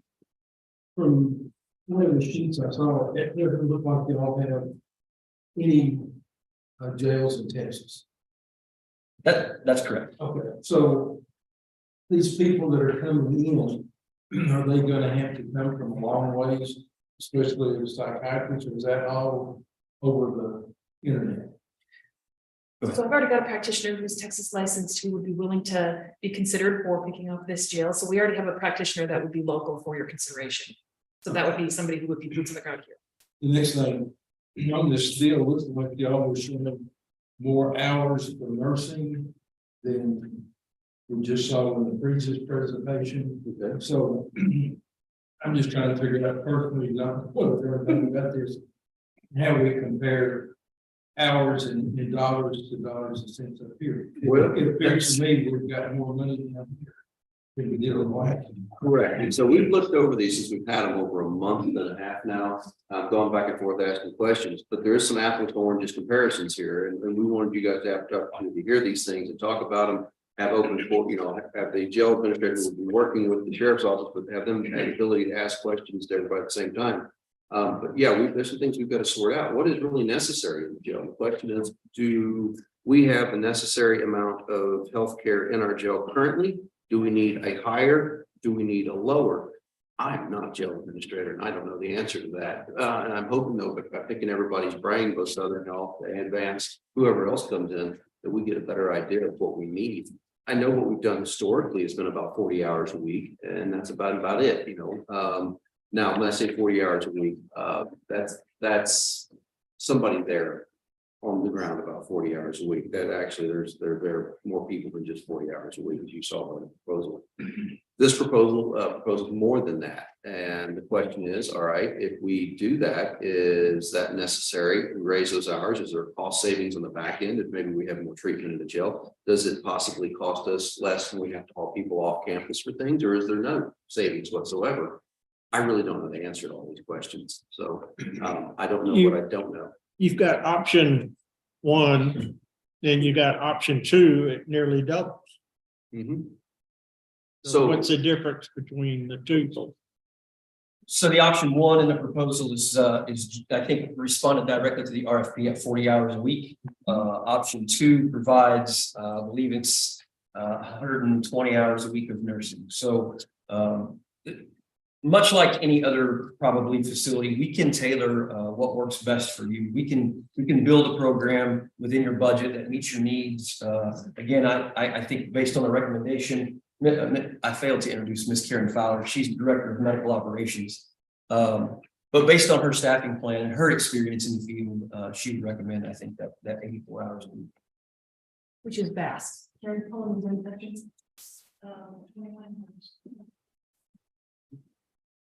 And just for clarification, we talked about pharmacy. This does not include pharmacy. There is a different, we're hearing from another provider in a second about pharmacy, correct? That's correct. We do not include, we did not include in this proposal the pharmacy piece. That's a choice that you all can use to or have to use whatever pharmacy you find meets your needs the best. And we do offer relationships with nationwide pharmacies that can reduce some cost. And certainly we can help you and guide you through that process, but this does not include pharmacy. That's correct. We also spend time educating our practitioners on prescribing. So we want to be good stewards of the jail's resources and get the patients what they need. So if there's a medication that exists that's $500 a month and a similar medication that's a generic that's $4 a month, is there an option to explore? Could we utilize this medication and meet that patient's needs? So we spend time talking about that and the different tools that are available to the practitioners. So it's not just, well, it's just this medication. There could be other alternatives that we talk about. Okay. I saw something else in your plan that I want to remark on. Maybe you could elaborate on. You offer education, and it's not just for your people. You're saying you're offering education for jail staff, jail administrators, sheriff's office employees, whatever, whoever comes in contact with inmates. Is that correct? That's correct. We have an entire division called Spark Training, and I guess I probably should back up just a little bit. Advanced Correctional Healthcare is a parent company to several smaller companies, right? So USA Medical provides the medical aspect, the medical piece of the program. Freedom Behavioral Healthcare provides the mental health process or section of the program. Detain EMR is that EMR piece that we talked about, the electronic medical records. And then the other addition to that is Spark Training. Excuse me. So through Spark Training, we have an LMS, learning management system online for officer training. And those officers attached to the sheriff's department, whether it be patrol, dispatch, or jail, have access to a learning management system online. And certainly, again, I go back to, we don't want to replace in-seat training. We do offer in-seat training as well, but adjunct to that in an effort to try to accommodate turnover and new staff, we have this online piece of robust training for your officer staff. Aside to that is also our program offers officer wellness. For, again, anybody attached to the sheriff's office, be it administrative, dispatch, patrol, or jail. We have our mental health professionals provide officer wellness for those staff as well. So patrol, dispatch, administrative, I think I said that, administrative and jail as well. And when we say support, I think a lot of people in this room might cringe a little bit. I certainly did when I heard about the peer support. This is not something that is a scary therapy session that your staff would be exposed to. This is something as simple as a phone call. Sometimes they text. This can be whatever modality is most helpful to that person in real time. So it doesn't need to be this scary referral. I'm gonna send you to SEER. It's going to be, hey, we've got this peer support that's confidential. We're happy to set you up with it. Commissioner, any further questions? We'll still have a few fingers. Yes, you have something in your proposal about having access to conglomerate specialists for the nursing staff. Is that accurate for them to minimize taking inmates out to hospitals and such? Absolutely. Yep. So our practitioners are on call 24/7, as are our executive leadership, including myself. But then they also have an external resource, a third-party resource where they can put in, it's called an e-consult, to over 137 specialists and be able to get a response back within a 4-hour time. So any specialty that you can really imagine, and the one platform that we utilize has a correctional medicine specialty all on its own, so standalone. But most of the time it's going to be dermatology, psychiatry, those types of things. Anything further, everybody? Going once, going twice. Thank you both for the presentation. I appreciate it very much. Thank you for your time. Hey, by all means, thank you. Who's your next, next to? Okay, do you know which one that's on there? Is that Mr. New multiple those folks? We'll unmute those people. Bless you, Commissioner. Is it Jeff? The lady I've been speaking with was Sarah. There's that. I bet that gentleman just turned his camera on to tell us. Let's open that up. Can you hear us, sir? Yes, I can. Very well. How are you doing this morning? I'm doing well. That's awesome. Thank you. Appreciate the opportunity to be with you this morning. And with your permission, may I share the screen with you? Yes, by all means. Okay. Alrighty, let's see here. Oops, excuse me here. Glasses aren't what they used to be, so here we go. No criticism of anybody here, and you told me so. I know we got to get a bigger TV. I can't see this thing. My eyesight is caught up. Sorry, my age is caught up my eyesight. Commissioner likes TV. It's Commissioner Lake's fault. All right. All right, let's see here. Let me get this up and running here, and let's see here. Function F5. Okay. Are you able to see the screen by chance, or is it still pretty? We were a second ago. It's reverted back to the original. Will you try sharing it again, please? Let me do that. All righty. Let's see here. Share screen. Share. There you go. And then let's see here. Function F5. Well, that should blow it up, but I guess it's not blowing it up the way I was hoping it would blow it up. So, are you able to make out some aspects of the screen? I'm sorry. We are. Okay. We are. Go ahead. Thank you. Okay. Yeah. So basically, we do appreciate your time today. And what we're offering to Hill County is an alternative contracting option outside your normal scope of the RFP. It sounds like historically, the Hill County Jail has always gone with a comprehensive inmate medical service program. And with the comprehensive program, that would be under the purview of the medical provider. So when the RFP was solicited this past year in 2022, we read over the RFP and we thought to ourselves, well, since your team is available to assess the RFPs, we wish to submit an alternative contracting option where pharmacy services are considered as an independent service and not under the purview of the medical group. So a little bit of history with Diamond. My name's Jeff DiGiorgio, and I'm our Director of Proposal Development. And I'm a pharmacist, and I've been with Diamond now for 23 years. And I started off as a pharmacist in our production department. And then over time, I started doing nursing home consulting, and then I morphed into correctional consulting. So for about the past 15 or 18 years, I've been doing correctional consulting, and I also morphed into our proposal department. And along with me on the call is my team, Matt, he's our proposal writer, and Sarah, and she's our proposal coordinator. We all collaborate together to provide the proposals to our clients. Basically, I don't know if you could see these screens or not. I really apologize. I thought I could blow these up here a little bit. And Jeff, can I interject? There you go. Yes. Yeah, let me minimize this here. There we go. Is that a little better for everybody?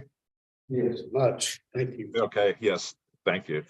So basically, a little history about Diamond Pharmacy. Diamond Pharmacy is a second generation family owned and operated business.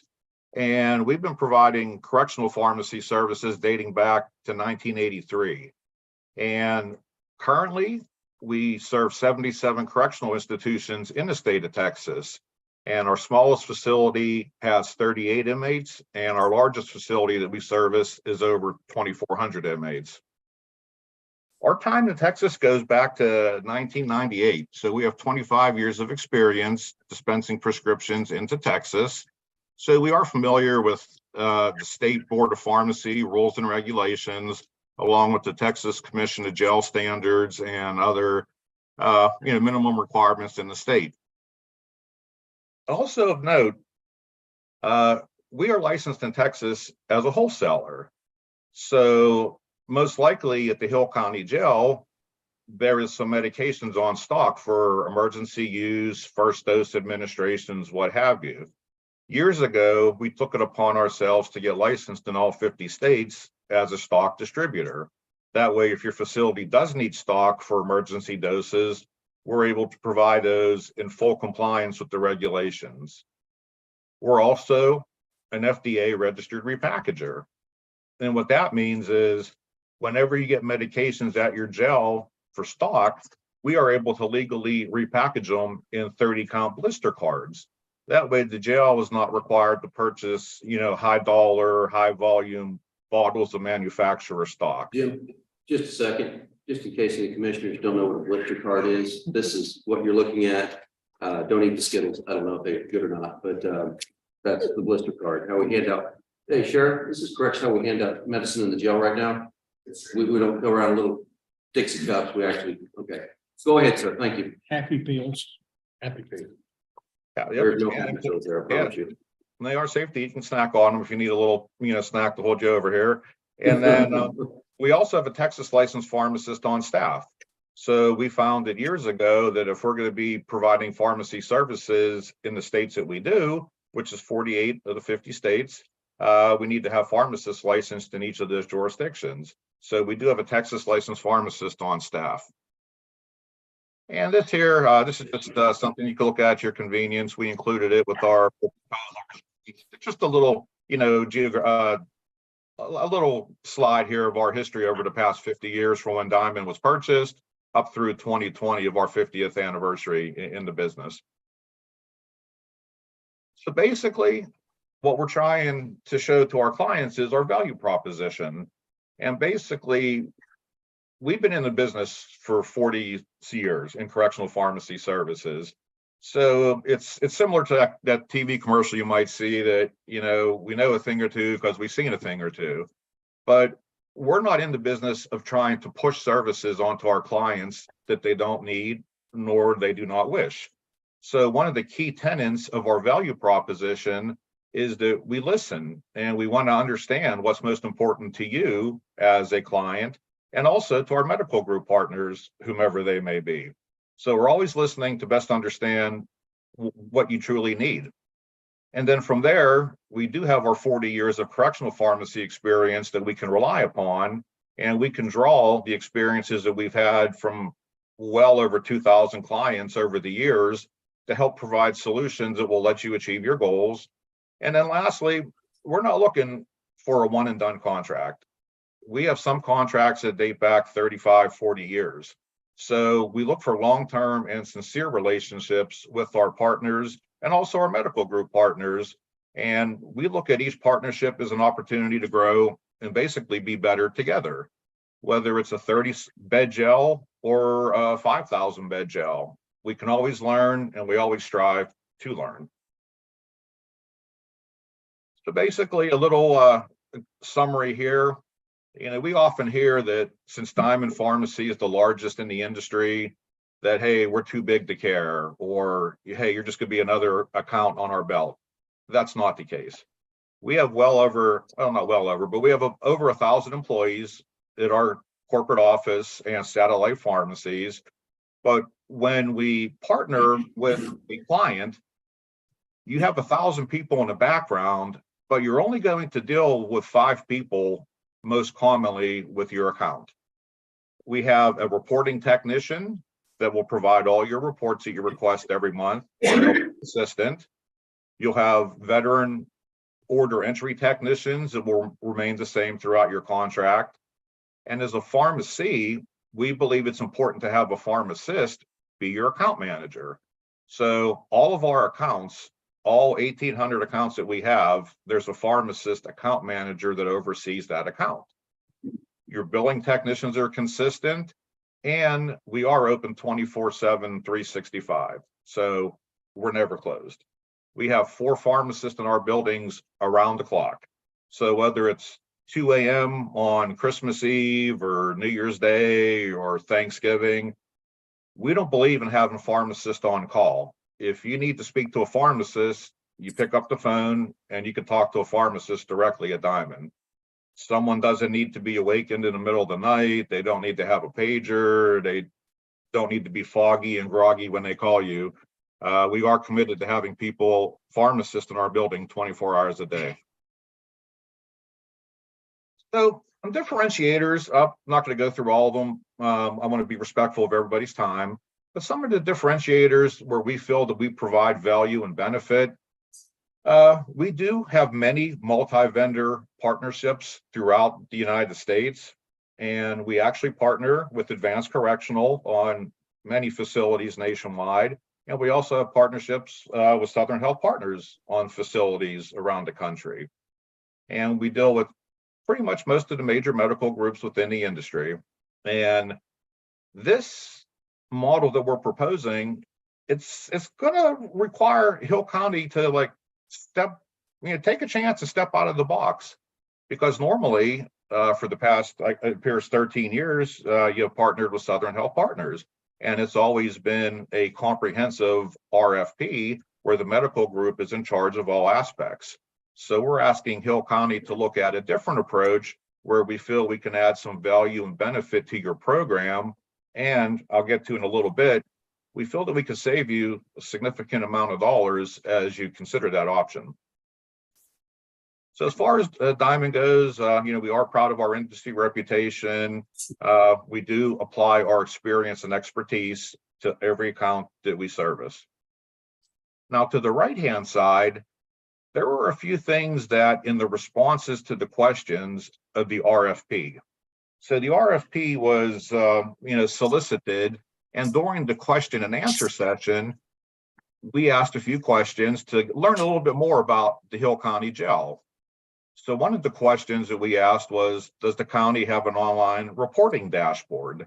So on the right-hand side where you see Q13, that was question 13, if you want to go back and take a look at it regarding the responses to the RFP. So we asked if there's a free online reporting dashboard available for the facility and administrative personnel, whether at the county level or at the jail level, where you can access any reports that you need 24 hours a day from any laptop that has internet capability. So the response to questions indicated that there was not an online reporting program, and that's something that we feel can add benefit to you. Additionally, we asked about an inventory management program in question number 12, and it was indicated in the response to questions that there's not a current inventory management program. And the benefit of our free program is it's web-based, and it allows the jail to check in every single piece of product that we ship and invoice to the jail. So you have complete electronic reconciliation of everything we ship to the jail. And a bonus that we have that we do not feel our competitors have is the ability to do your medication returns electronically. So every piece of product that you ship back to Diamond for credit, for return and for possible credit, that also gets tracked in our inventory management system. So we think that that adds a tremendous layer of transparency where your accounting and your fiscal folks can see and assure everything that you received and everything you sent back has been accounted for. We also offer a free web-based order entry and EMAR program. In question 10, it indicated that, that there wasn't a program in place, but from listening to the earlier presentations, it sounds like the jail may have an EMR program up and running now. But if if that's something that the jail and or the county would wish to look into, we offer this free order entry and EMAR program that is correctional specific. And the reason we developed this years ago, probably about 12 years now, whenever we were looking for off-the-shelf products, there just wasn't a product that was available to meet the needs of correctional facilities. So our ownership took it upon themselves to invest in our own order entry and EMAR program. And we provided additional details of that in our pharmacy response. 340B program, that's something that we were curious if the county is enjoying the benefits of a 340B program. And that's a federal program where you can get medications at a discounted price. And in the response to question 9, it was indicated that there's not a current 340B program. So we have some ideas and a lot of industry experience in providing these programs to you. And with the 340B program, on your high cost medications like HIV or hepatitis C, you can see upwards of a 45 to 55% savings on the cost of those medications. So that would be something that we would like to bring our experience to the table and, discuss with the county. And then lastly, one of the benefits that we believe is our ability to interface with other EMR providers. So this list here on the next slide shows the current interfaces that we have with most of the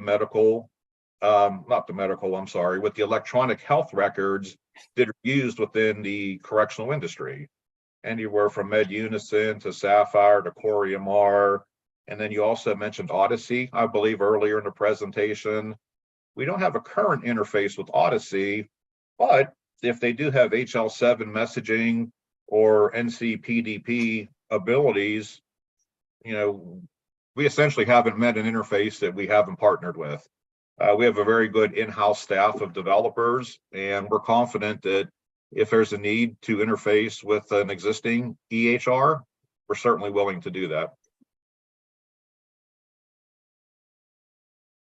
So the approach we took with our response is the RFP was for comprehensive medical services, and there was a pharmacy component in there.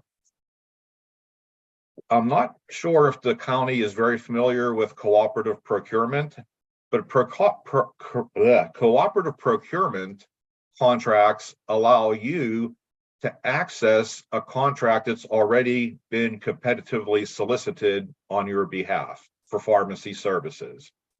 So we'll get to it in a couple slides, but we have a contract with the Central Texas Council of Governments 791 Purchasing Cooperative. So that's the approach that we took with this response for your consideration.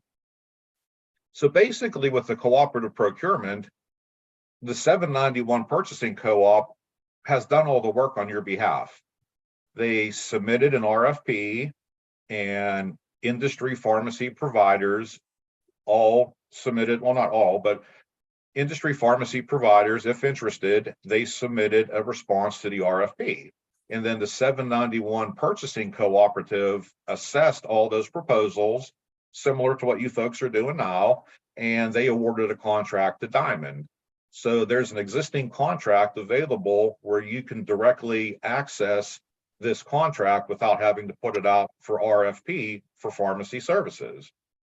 And what's nice for the county is it gives you a compliant mechanism to meet your procurement regulations because it has been competitively solicited and awarded. And some of the benefits that you would receive at Hill County is you get the benefit of the volume pricing and reduced medication cost that comes with cooperative procurement volume.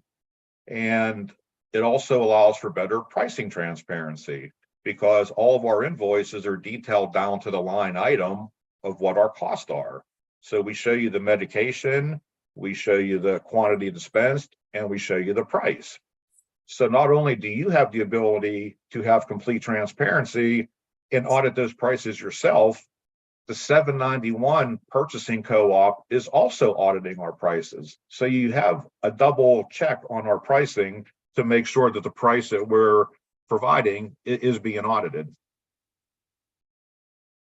So stepping out of the box, you have to have some benefits to do that.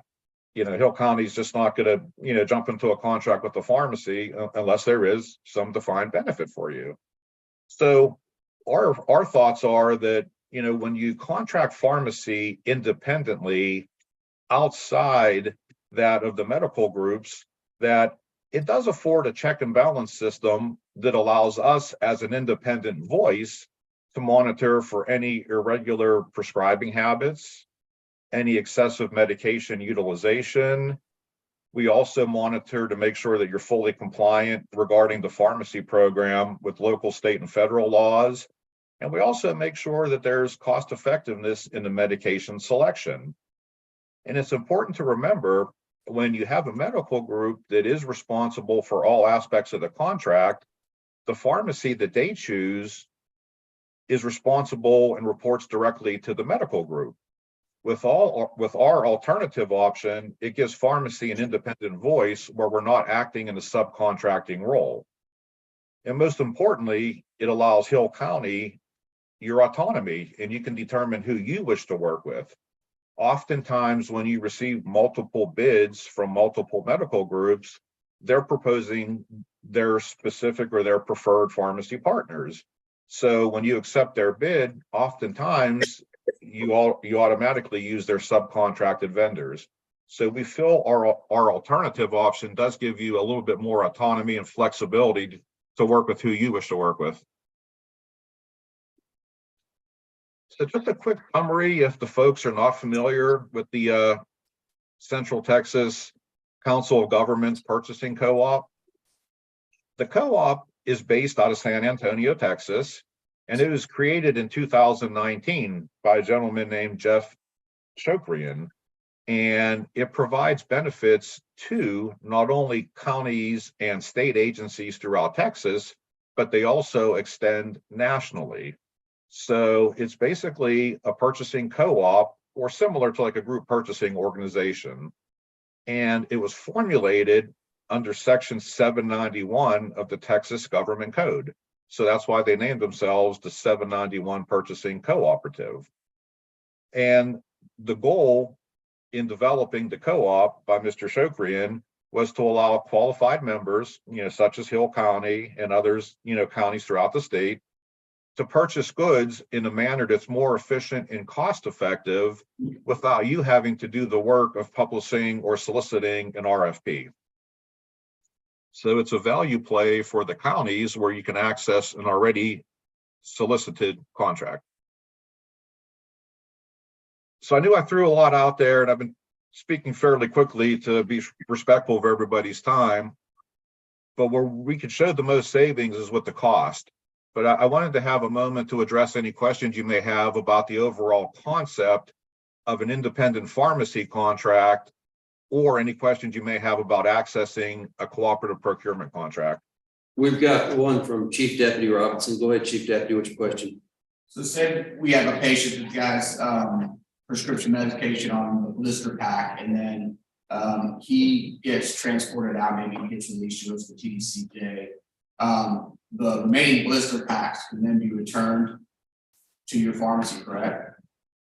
Did you hear the question, sir? Yes, sir. Yes. Okay. Yes, we absolutely. Yep, we absolutely offer credit on return medications.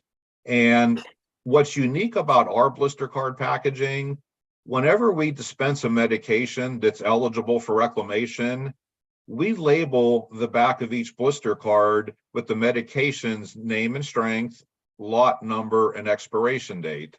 So each individual blister on the back of our blister cards is labeled with that information. And if you do have the Skittle cards with you, I think we may have sent you Skittle cards with our response. Is the back of each of the bubbles labeled with that information? It appears to be. And that's one of the key differentiators that we like to separate ourselves from the rest of the industry, because once that medication is packaged in that blister card and it gets returned to Diamond, we don't take that blister card and then punch out those tablets and then put them in a stock bottle, because that would cause a patient safety risk. Because once you start commingling tablets in a multi-dose bottle, then you lose the ability to know the lot number, and you lose the ability to preserve the expiration date. So one of the benefits of our blister card packaging is they are truly unit dose. And when that card comes back to us, we essentially put it on a guillotine type of device, and we cut out each of those individual bubbles. And whenever we repackage them into new blister cards, those pills are never touched again. And if there's ever a recall, you can easily look on the back of your card and see if any of those blisters are impacted by a recall. So yes, we definitely do the credits, and we try to take an extra step for patient safety as well.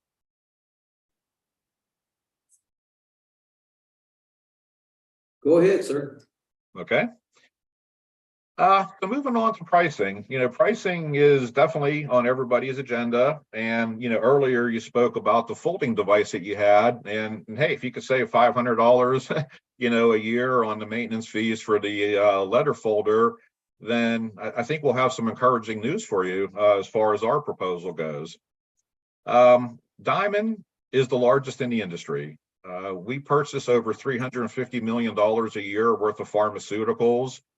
And just like any other commodity, the more you purchase, the better price you get. And it's important to note that not all pharmacy providers purchase medications at the same acquisition cost. When we're buying $350 million worth of medications, we might have a competitor purchasing $100 million of medications. So, we have 3 times the buying power. And it's important to note that when you look at your overall pharmacy spend, 85 to 90% of your spend is truly the cost of medications. It's not the dispensing fee or the management fee or the percentage markup. It really truly is the actual cost of the medications. That's the biggest bulk of it. So with our large purchasing volume, we pass those savings on to our clients, and I'll show you some savings here in a minute. Our pharmacists also receive a daily price change alert from our primary wholesaler, which is Cardinal Distribution. So when we do see a price increase, you don't need to wait till your next P&T meeting to find out from your pharmacy that the price went up. We notify our clients the same day when we see significant price changes. That way it allows your medical staff and our medical group partners to reconsider formulary alternatives. So we're always trying to provide the most cost-effective medications to you. And another benefit that we like to advertise is that we work very closely with our medical group partners to develop a strong formulary for your correctional facility. And, similar to private health insurances that you may have, formulary management is very prevalent in the correctional industry, and Diamond has over 40 years of writing formularies specific to jails and prisons and other correctional institutions. So here's the nuts and bolts of it all for your consideration. And I know this is a lot to throw out just for the commissioner meeting, and you'll need some time to digest this with the jail staff and your staff as well. But with the 791 co-op, our pricing structure is based on the actual acquisition cost, the AAC of medications. So in our base contract with the 791 co-op, which I can send it to Ms. Cook, she can review the whole contract if she wishes, or we can send it to the commissioners as well for your review. It's in the public domain. So our base contract is cost plus a $5.75 dispensing fee on brand and generic medications. And there's a small percentage markup on the cost of the drugs. We don't charge an additional fee for shipping. So the price that we have above in those 2 bullet points includes shipping to your facility. And we also do credit to the earlier question on the actual acquisition cost of the medication. And we do charge a $1.35 processing fee per card. And the reason we do that is we have over 25 people in our reclamation area. And for us to reclaim the medications and to label them correctly, it's a completely separate process than the dispensing process. So all told, return on medications will probably lower your bill by an additional 10 to 12%. So we pass on some of that cost to help offset our ability to provide you credit. So here's a comparison that we provided in our proposal response. In the RFP during the question and answer session, we asked to compare some utilization. So the actual invoices for the months of June, July, August, and September of 2022 were provided. And on those 4 months of invoices, there was a total of 741 prescriptions dispensed that Hill County was responsible for those charges. Whenever we did our cost comparison utilizing the bid rates that I had on the previous slide, the invoice total was $16,900 that Hill County was invoiced by the current pharmacy. Our pricing was $14,164 for the exact same medications with the exact same utilization. So we showed a savings of 17% if you would access the 791 cooperative procurement contract. The savings on that 4-month study actually worked out to be $2,818. So if you project that out over the course of a year, that's around an $8,400 savings in pharmacy cost. And I must state, I mean, that's based on the snapshot of those 4 invoices. As you've spoken about with the other medical groups presenting today, you truly are at the mercy of who shows up on your doorstep. I mean, you could get a month where you have 3 or 4 HIV patients, and then boom, the budget goes up. So the best that I can compare is only the historic data from, you know, the middle to late 2022. But on that exact same data, we showed a 17% savings. And when you look at that as a cost per prescription, we would be able to save Hill County $3.80 per prescription. So I know that's a lot of numbers to throw out there, but to just like simply recap, it appears that by June of 2022, it appears that the county hit the $25,000 cap that was in place for the medication spend. So I guess from listening to the earlier conversations, for last year, your pharmacy total was $25,000, which was part of the medical contract. And then there was an additional $38,000 on top of that that the county had to pay. So by doing my math, that looks like the total spend might have been around $63,000 last year for pharmacy. If we extrapolated our 4-month spend to a year, it appears to be around $52,000. So we do feel that there could be some significant savings by entertaining an independent pharmacy contract for the county. And then just to summarize real quickly, when the RFP was published, there was a pharmacy section in there. It wasn't very extensive, but nonetheless, there's no exceptions that we would take to your pharmacy requirements. If you're currently not receiving an inspection at the jail, we would be willing to provide an annual inspection at no additional cost. That way, one of our pharmacists can come down and they can do an inspection just to have an extra set of eyes on the operation. We do believe our dispensing fees are very aggressive for the size of jail that you guys are, at the 180 beds. And our return policy, I talked about a little bit earlier, we do have a return policy, but it also has an emphasis on patient safety because we are able to track the lot numbers and expiration dates of all the product that we ship to you and that you return, I'm sorry. We're also willing to participate in your P&T committee. I didn't see a requirement of that in the RFP, but we can either attend that, by webinar or phone, or if it's coordinated with an inspection visit, we can do it in person. We also had a very detailed response on page 64 of our RFP, or of our proposal regarding our clinical services.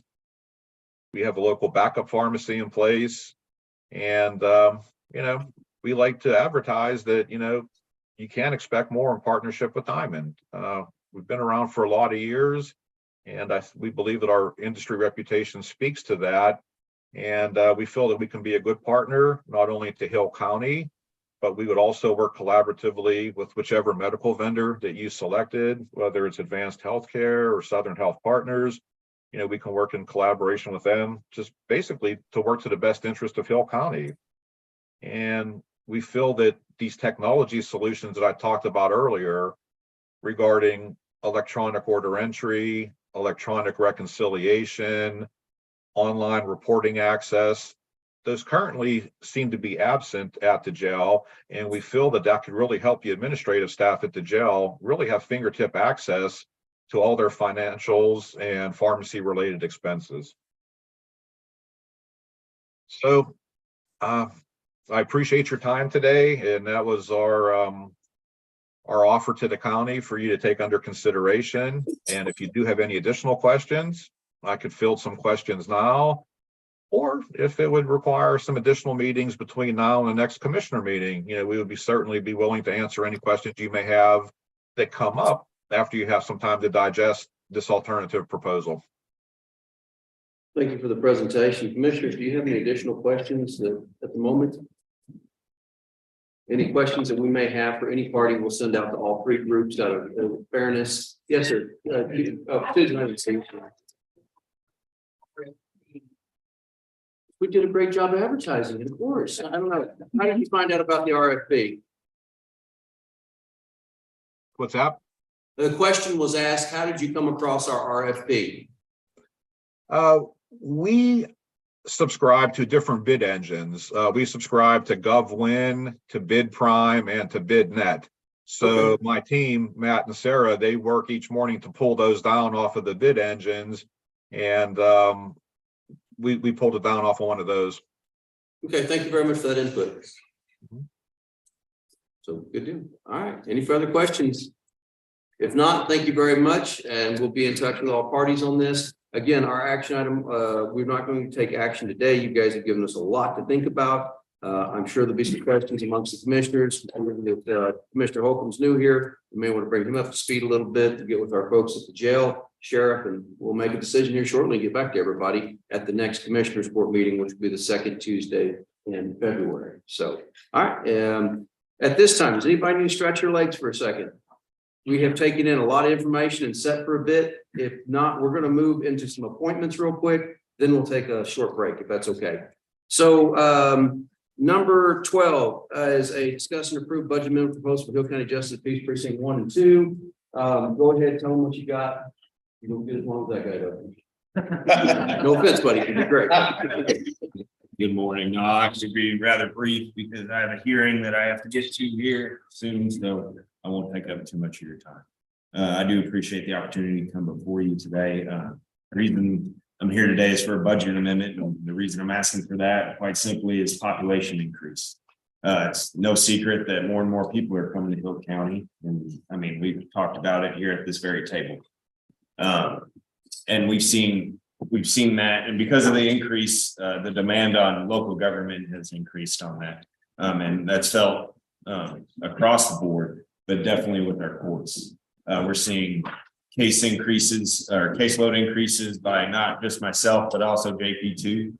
I don't know, I hope the reports that I had submitted have gotten there. To your comment earlier, I did give a brief for the commission. So I didn't want anybody down. I appreciate you following the rules. No, so just if we look at the numbers real briefly, total in my court from comparing 2021 to 22, I've seen an increase of 43% in total caseload. And then also Judge Brasso, he's seen steady increases year to year. Together, we handle almost 2,000 cases last year. And that's quite significant considering in the state of Texas, JP courts generally handle more cases than any other court in the state, just by virtue of our jurisdictions. I want to go back to the population increase. I mean, it's no secret, like I said, we're getting the biggest, I guess, the biggest Buc-ee's in the state of Texas. No, that was a selling package. Oh, was it? Okay. Yeah, but regardless, we're a nice size. We're seeing a big Buc-ee's come in. Whitney area, you're getting a 24-hour business and now with Allsup's coming in. Burritos. And just my precinct alone, you go up 933, you can see land being divided up and sold. We're seeing people come here, and depending on who you talk to, that's a good or a bad thing. But regardless, it is happening. And so with that, we are seeing more and more cases with our jurisdictional limit going up to 20,000 here a few years back as JP's. Now, and the legislator gave us a mandate that in regards to criminal history, when we're doing our magistration duties, we have to go through and look at the system, and we have to be accountable for the records, this, that, and the other. Not to bore you in it, but it adds an additional strain. And when I tell you, there are days in my office, and I'm not exaggerating, just answering the phone is a full-time job. That's including cases being filed there are days when we get debt claims in my court that one law firm, they'll send us 15 debt claims just one day, and we got to try to pile through those. Those are not just a simple scan it in and make a case. There are steps that have to be involved to ensure accuracy, to ensure proper notice being served. And then, my inquest, maybe when we got those 15 cases in that day just for debt claims, maybe I worked 2 or 3 deaths that weekend. We got to input those. It's not particularly difficult work, but it is very tedious, and you have to ensure accuracy. I spoke with Judge Brassel on this, and we think we came up with a unique solution. What we'd like to ask for the court today is that we get a full-time person that can then be split between the 2 courts. They would spend 3 days a week at my court, and then they would also spend 2 days a week at Shane's court. We've both identified work that has to be done, and that is starting to lack with the personnel that we do have. We weren't anticipating such a huge uptick in caseload, and that's why it wasn't brought up during budgeting, but we are seeing it now, and we would like to ask the court to give us that additional person to do so. On top of just the workload increase that we're seeing, it's also very crucial that we cover on days off. People got to take vacations to spend time with family. Both Judge Brassel and I also expect that certain amount of training be completed each year, which then also takes them away from the office to complete their training. So there are holes that need to be filled that this person can then come in and fill in those gaps for us.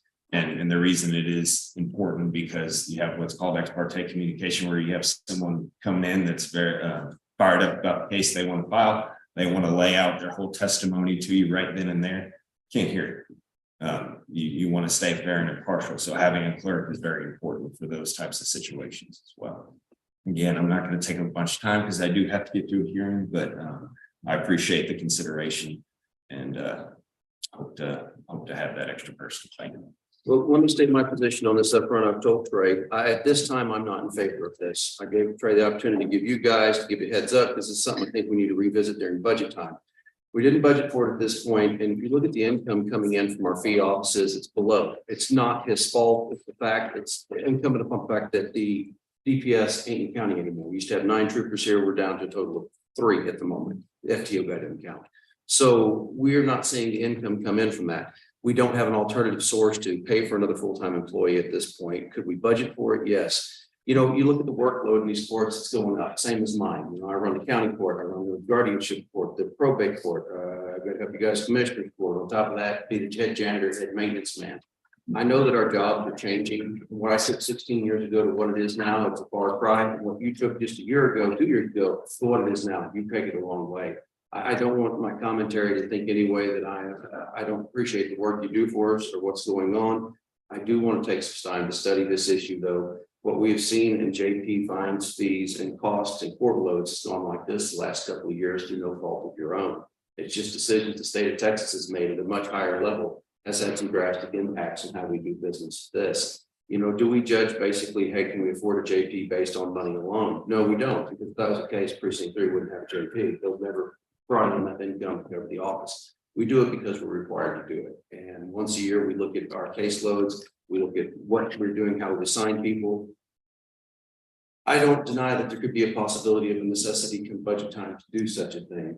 We've talked about it for years in my office. We do all those things in my office with a single person. There's times when there's nobody there to answer the phone because exactly what you said, there's vacation, holidays, or family emergencies that come up. And it's the issue of being a small county. It's the lack of resources we need to properly staff every single office. That being said, again, I take nothing away from the fine work you're doing. I love the way that you're headed, the direction it's going. Obviously, these gentlemen do understand it's growing by the whole sub-courthouse annex that we put up there. First time JP's ever had an office that's the county's taken care of many, many years. So I feel comfortable that your analysis is correct. And moving forward, we're going to have to do something. Just my opinion is at this time, we don't have the resource available in front of us to do that. And we need to start looking for that. But that's my 10 cents, gentlemen.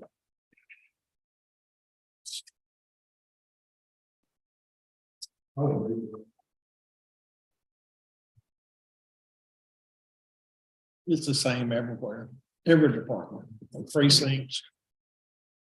Each precinct is ingrown, people want more, and the funds are not there to do it. At the end of the day, that's probably one of the deciding factors is do we have the available funds to do this? And if we do this for him, there are other people that have the same ask. Can we do it for them? And the answer is, I don't think I can even do it for you at this point, but looking at what our spend is today. Coming in almost February, not your fault, you asked for this back last year, we took this long to get there, so don't take that. We just don't have the ability to do it at this point. That doesn't mean not to ask for it in budget, because I think you can back that up with numbers in the budget. I do. So at this time, though, there is another pressing issue in your precincts. We're talking about budget amendments. We are going to have to make a budget amendment for Judge Taton no matter what. His secretary is expecting a new one, and that's a wonderful, happy thing, and she will be out on maternity leave for some time. So she'll have some built-up PTO that she'll take during that in the Family Medical Leave Act. That being said, we're going to have to backfill. We cannot leave the judge without a secretary at all. That's a no-go situation. That's just not going to work. So we're looking at options right now. One of the biggest issues with that is how do you find somebody off the street that's going to come in and know Odyssey or come in and know the court schedule? There's a lot of training that goes on. If someone's out for, let's say hypothetically 12 weeks, can you even train a new person in 12 weeks? And I don't think the answer is yes at all. I don't think that's the case. So I know you were going to reach out to a former employee that had retired. Did you get an answer back? I did. They seemed rather content being in retirement, which I cannot blame them one bit. At the least, they said that they would get back to me sometime next week, but I'm not holding my breath on that. Okay, completely fair. So our task is to do something to help backfill this slot. It's hard to budget for these kind of things, but at the same time, I don't know what this looks like, but I know we need to do something for you. Right. And so the question is, do we have anybody that has the ability to learn these things in-house that we can transfer over there for a short period of time? Or are we going to have to find somebody out in the wild? And the problem with that is, again, like I said, that proprietary case management system is a chore in and of itself to learn. I think the training would be difficult to get done in the time frame we're talking about, and also if it's a temporary position, I don't think you're going to find somebody that is going to be able to get the job done. That's only going to be there for however long. I agree with that. I don't disagree with that at all.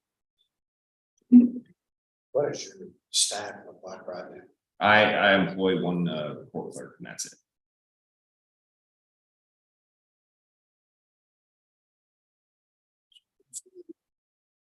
And I know there's a lot of discussion to be had. You've got a case to do, so that this doesn't get bounced 2 weeks to another agenda. Can you possibly give us some authority to backfill this position so that me and the judge can get together and figure out how we're going to do this, or put some guardrails on it if you're not comfortable just giving us blanket authority? How do we backfill this position? Unfortunately, this has never come up before. I wish I had. But that's great. And we have younger people around here. That's wonderful. You old guys around the table. Not you, Trent, but I appreciate it. yeah. So that's going to be something that we don't have a policy written for, and we need to address that. It's going to happen more often. I'm surprised we didn't have a policy for it. But I'm looking for some action from the court today in order to grant myself or the auditor, whoever, some authority to figure out how to backfill this position, at least for the amount of time that the secretary is going to be out on maternity leave. Like Jim said, it's gonna be hard to find somebody to come in 12 weeks, learn the system, and then just be done. I'll be able to answer the phone. That's good. And honestly, yes, ma'am. Oh, sorry. Yeah, April, I'm sorry. What about? Already knows the system. Oh, I haven't, I don't know. Yeah, I haven't thought about that. Okay, yeah. That's a thought. And whoever we use, yes, ma'am, Ms. Smalling. You know, I think my Margaret started with us, she was a floating clerk, and she went to the different JPs. There was some problem with that and sharing and holidays and so forth, but, you know, there's this one clerk in, precinct 3 and the same in Itasca. So if you considered a new clerk, it might be helpful that they could assist, you know, everybody's in the same boat, okay, on this. Yeah, I mean, I was here for the floater last time, and I'm not saying no to the idea, don't take it as this. The problem was the logistics of getting the floater around to those offices. And the personalities then maybe were stronger than they are now. That's not a good thing. The folks in our JPs have a good group of JPs that get along and they see things kind of the same way. I think the communication, quite frankly, is better amongst the JPs. No insult to any of our previous JPs. And that might be a better situation to work something like that into today than it was 16 years ago. But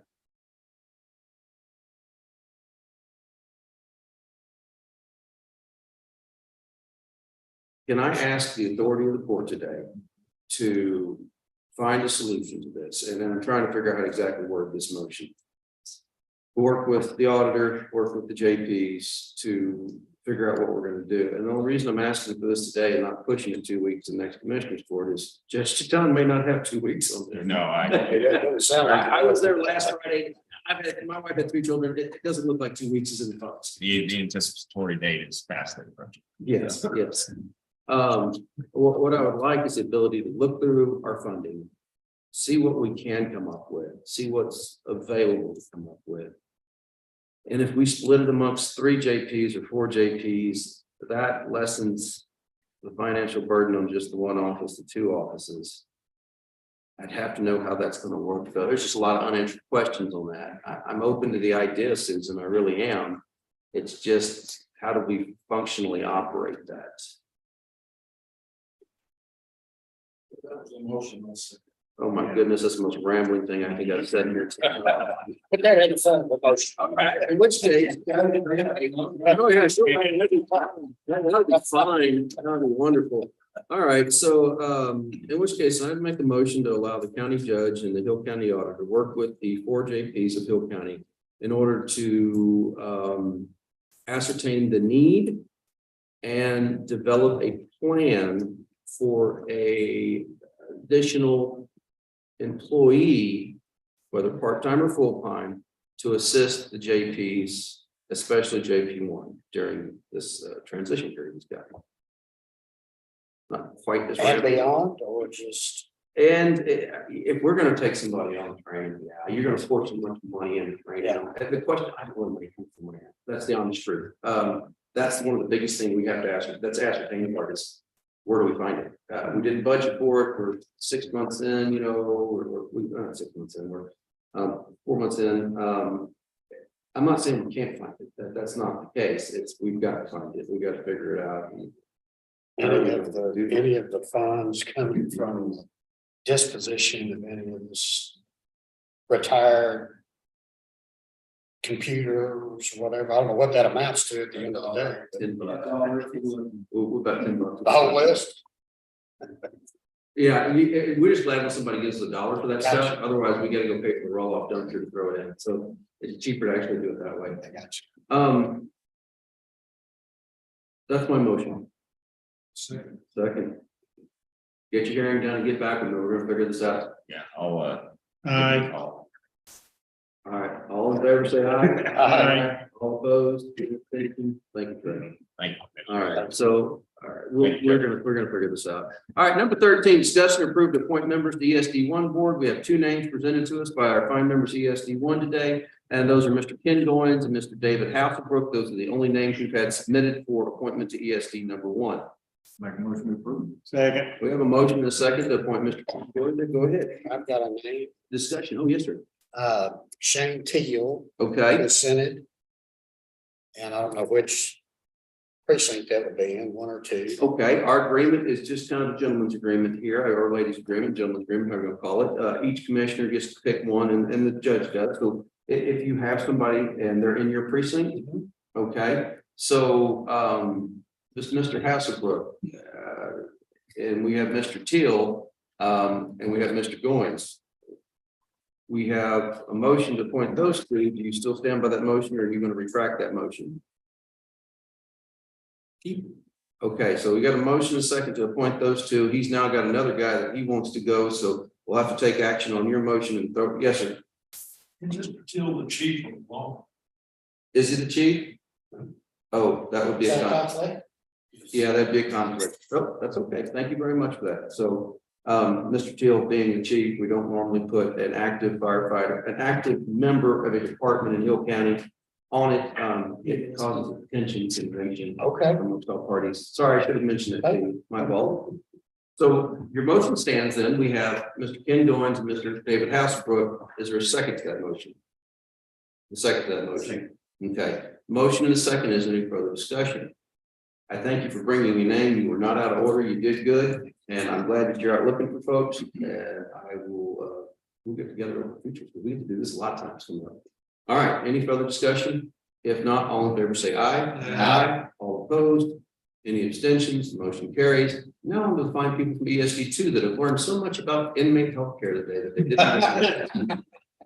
We have two of our longtime members, Mr. Tad Duncan and Mr. Bob Stahl. Those are the only two names that have been submitted to me for approval. Is there any nominations from the floor before I ask for a, before I ask my fault, should I ask the first time? Are any nominations from the floor other than those two names? Make a motion to appoint. Second. All right, we have a motion and a second to appoint Mr. Tad Duncan and Mr. Bob Stahl. Gentlemen, you've served with us for a lot of years. Bob, how long has it been now? I'm trying to think of this earlier. I can't come up with it. I can't remember which year she left.